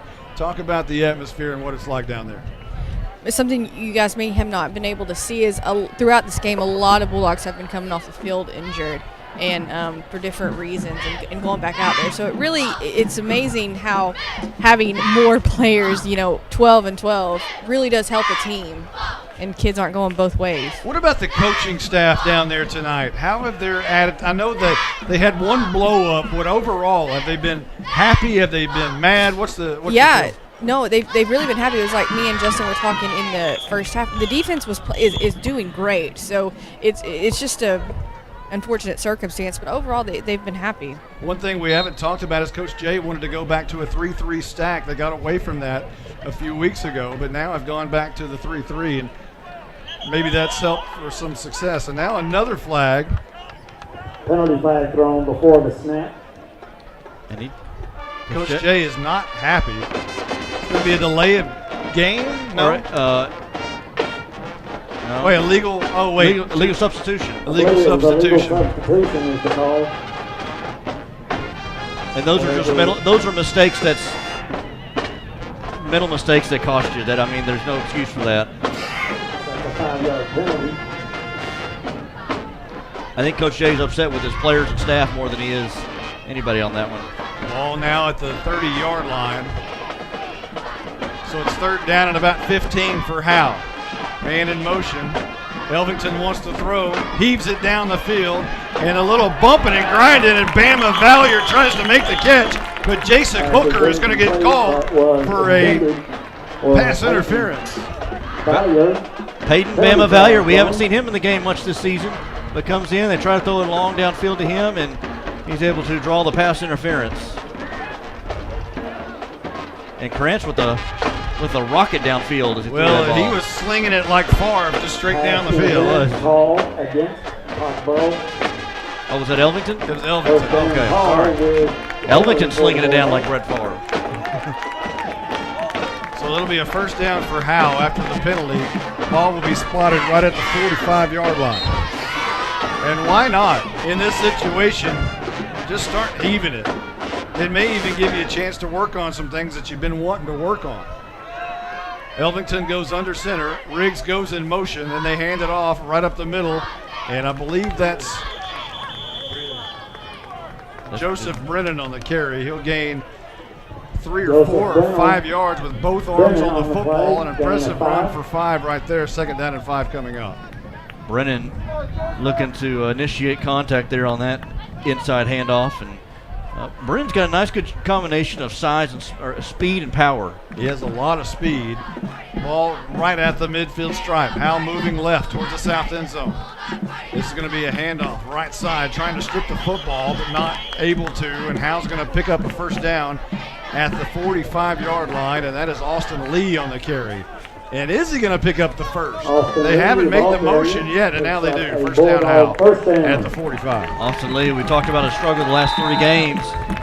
They come in and able to get those couple yards for that first down. I believe only the 3rd first down of the night. Stephen Waldrop splits out wide to the near side. Everybody else is tight as Elvington goes back into the game, back under center, and he is going to drop the snap. He picks it up, surges forward for maybe a yard or back to the line of scrimmage. Second down and 10 coming up. We've had quarter snap, center snap exchanges all season long. That may still be because of tonight because of the slick ball. 2:26 on the clock. Gain of maybe a half a And yard. it's 27-0 Pottsboro. But Howe, it looks like a crooked number versus a 0, and it is. But Howe's played great defensively. They really have. It's just been the offense that hasn't given them a chance. There's a handoff to Brennan again, and only 1 yard this time for Brennan to the 44. And a timeout for Howe. We'll take a quick one. We'll be right back right after this. This is more than a bundle. This is way more than a combo deal. It's your sanctuary, your home field. It's where everything happens. This is your home, your car, your memories. And you want to be sure they're protected with home and auto insurance. As your State Farm agent, I get it. That's why I'm here to help life go right. My name is Ed Meacham, and I'm your Howe State Farm agent. Give me a call at 903-892-3923 or on the web at MrEdInsurance.com.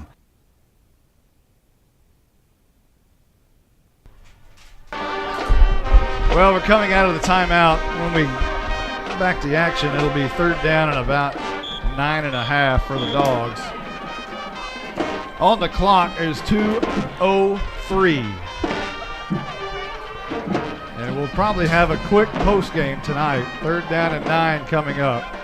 Elvington will go under center. Man in motion is Riggs. Elvington wants to throw under pressure, heaves it down the field, looking for Riggs. And it's going to be incomplete, no flags. Riggs was trying to go up. Hooker was trying to go up. The ball came down, and then they came down. It's 4th down and 9. Yeah, Bulldogs just Elvington just dropped back to just heave that one up and see if he can maybe draw another pass interference flag on that. But no can do on that one. The only bad thing about throwing the football is the clock stops 1:58. And why not? You might as well throw it again here. Howe comes to the line of scrimmage. Chris Garrison in at center. Elvington under center.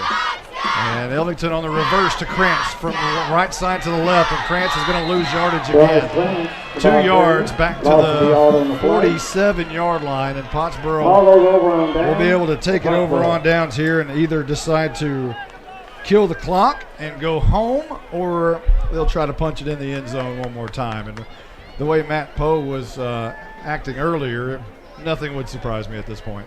Yeah, the way he was upset earlier. Yeah, there's no telling what will go on right now. Of course, Range tried to throw the ball on us last week. They're late in the game. That did happen. So right now there's 1:52 left in the game.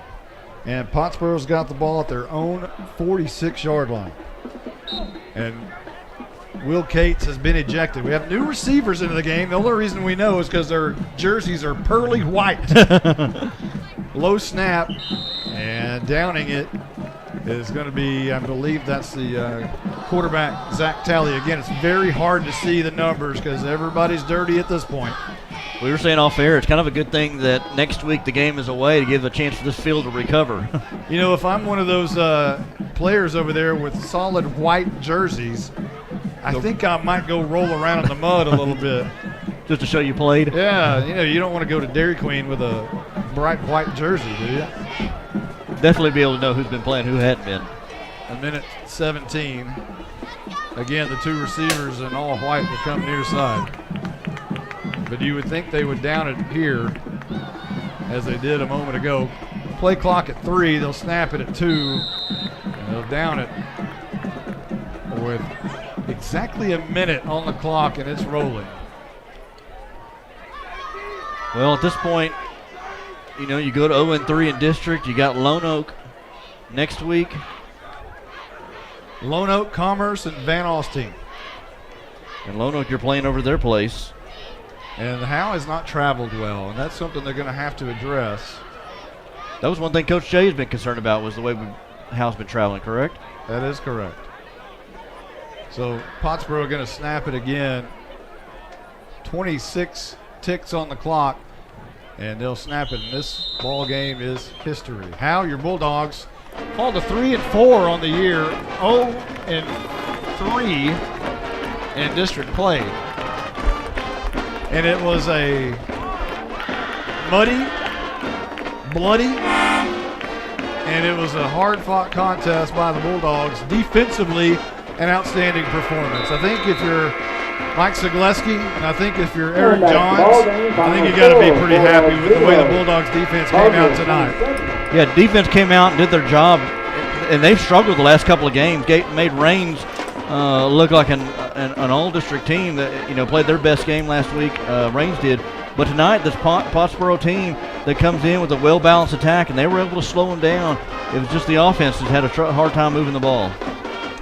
Yeah, if you're a Bulldog fan, I think you got to be happy. Most people can understand that Pottsboro, we said it in the open, they're not a football program, they're a football system. Mm-hmm. And that's very different when your head coach has been in place for 13 years and they run the same offense. They're involved in the youth leagues and they run the same offense from second grade all the way up to varsity. They know who their quarterback on varsity is going to be 7 years earlier. They already know. They have it mapped out. They can tell who's going to be that kid years before he's up there in that place. And when they get a kid to move in a situation like that, it's just cheese. So, and especially with the enrollment, they have more kids coming through. They've got more people to choose from. So, let's go a song by Howe.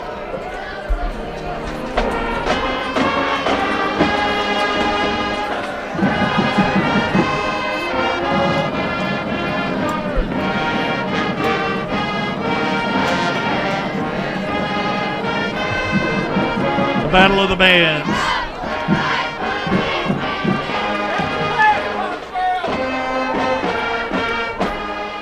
Well, the Howe Bulldogs, no reason to have your head down after a game like this. Pottsboro is a great team. They will more than likely head to the playoffs, and they'll probably have success. They don't have the team that they had years ago with Hunter Watson, but they do have a really good team going forward, but you got to feel good about the way the defense played. Yeah, defense played their hearts out. In this game, if you didn't know anything about this game, you'd be like, man, Bulldogs got blown out, but it's closer than the score indicated, it feels like. We'll recap the game real quick for you. Howe got the ball first and had the punt. Pottsboro got it for their first time. They drove 8 plays, 68 yards, capped it off with a 10-yard touchdown run by quarterback Colbuth around the right edge. And they scored with 2 minutes and 57 seconds gone in that drive. Howe took the ball and had the punt. Pottsboro took the ball and drove down 7 plays, 86 yards, and scored on a Daniel Arnold 34-yard touchdown run. And Pottsboro took the lead 14-0 at that point with 2:38 left to go in quarter number 1. Howe got the ball back again, had the punt one more time. Pottsboro got it back, and they turned it over on downs. Howe played a great early on in the defense. Howe got the ball again, had the punt. Pottsboro got the ball again, and they were intercepted by Jordan Jones. Howe got the ball, and Elvington threw an interception to Shai Shope, whose father came over from Whitewright when they transferred when Mr. Shope was coaching the softball program at Whitewright. They transferred over to Pottsboro years ago. Great athletes in the Shope family. Cy obviously one of those as well. So at that point, Pottsboro took the ball, and Will Cates, their great running back, fumbled, which gave Howe some pretty good field position, but had the punt. Pottsboro took the ball and were intercepted by J.D. Thornton, which gave Howe another great opportunity, but again, Howe had the punt. Pottsboro was stopped at their own 36, forced to punt, but Howe, once again, had the punt.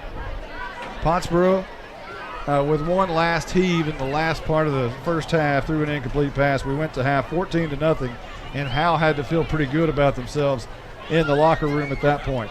Pottsboro came out of the gates in the second half with the football, and Howe again played a great first drive, turned the ball over on downs near midfield, but once again, Howe had the punt.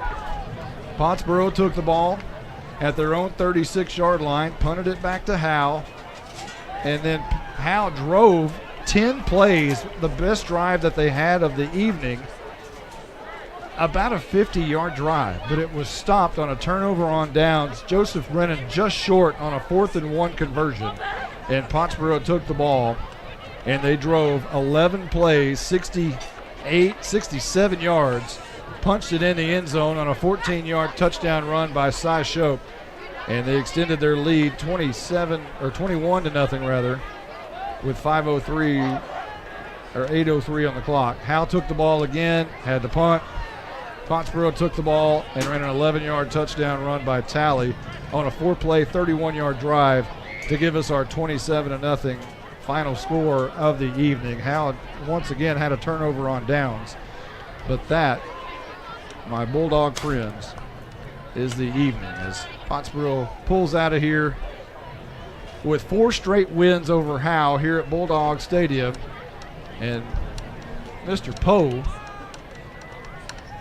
has still only lost 1 game to Howe. They've won 10 out of 11 against Howe since he's been the head coach of the Pottsboro Cardinals. There's something about October 12th here. The Bulldogs have problems scoring points on those days. Well, there are a lot of shutouts. 1, 2, 3, 4, 5 shutouts on October the 12th. A lot of them were by the other team. This time it's been Howe who was shut out. Final words, final thoughts. Again, this defense, you scored 7 points last week. You scored 0 points, no points this week. The field could have been an issue here, but that's something they're going to have to work out, is, again, this offense. And defensively, I feel like we played a great game, and hopefully they can build on that. Hopefully they get Cameron Blessi back next week. I have a feeling Cameron Blessi will be back next week. Howe's going to have to win out. That means beating Lone Oak. That means beating Commerce, which are both winnable games. And then the Battle Royale at the end of the year with a great Van Alstyne team that they have this year. Everything would be on the marbles for that one if they can get in that situation. And who knows? You have to play the game. And you may need to get some help from some other teams as well. Yeah, that could possibly be true. Hey, very last shout out there to Stephen Braswell. Very last. Last time of the year. I'm done. So for everyone who's been a part of this one, I'll see you in the Big 12, Stephen Braswell. Championship coming up. Tonight, it's the Pottsboro Cardinals, 27, Howe Bulldogs, nothing. We will see you next week in Lone Oak, Texas. You've been listening to Howe Bulldogs football on HoweEnterprise.com, and is brought to you by Ed Meacham State Farm, Sonic of Howe, Scoggins Funeral Home, Attorney Micah Belden, Bucks Norton Barbecue, Tech Wave, Robertson Welding Services, Knight Furniture, FBC Howe, Howe Athletic Booster Club, Independence Bank, Exalt Realty. This has been a presentation of Grayson Publishing.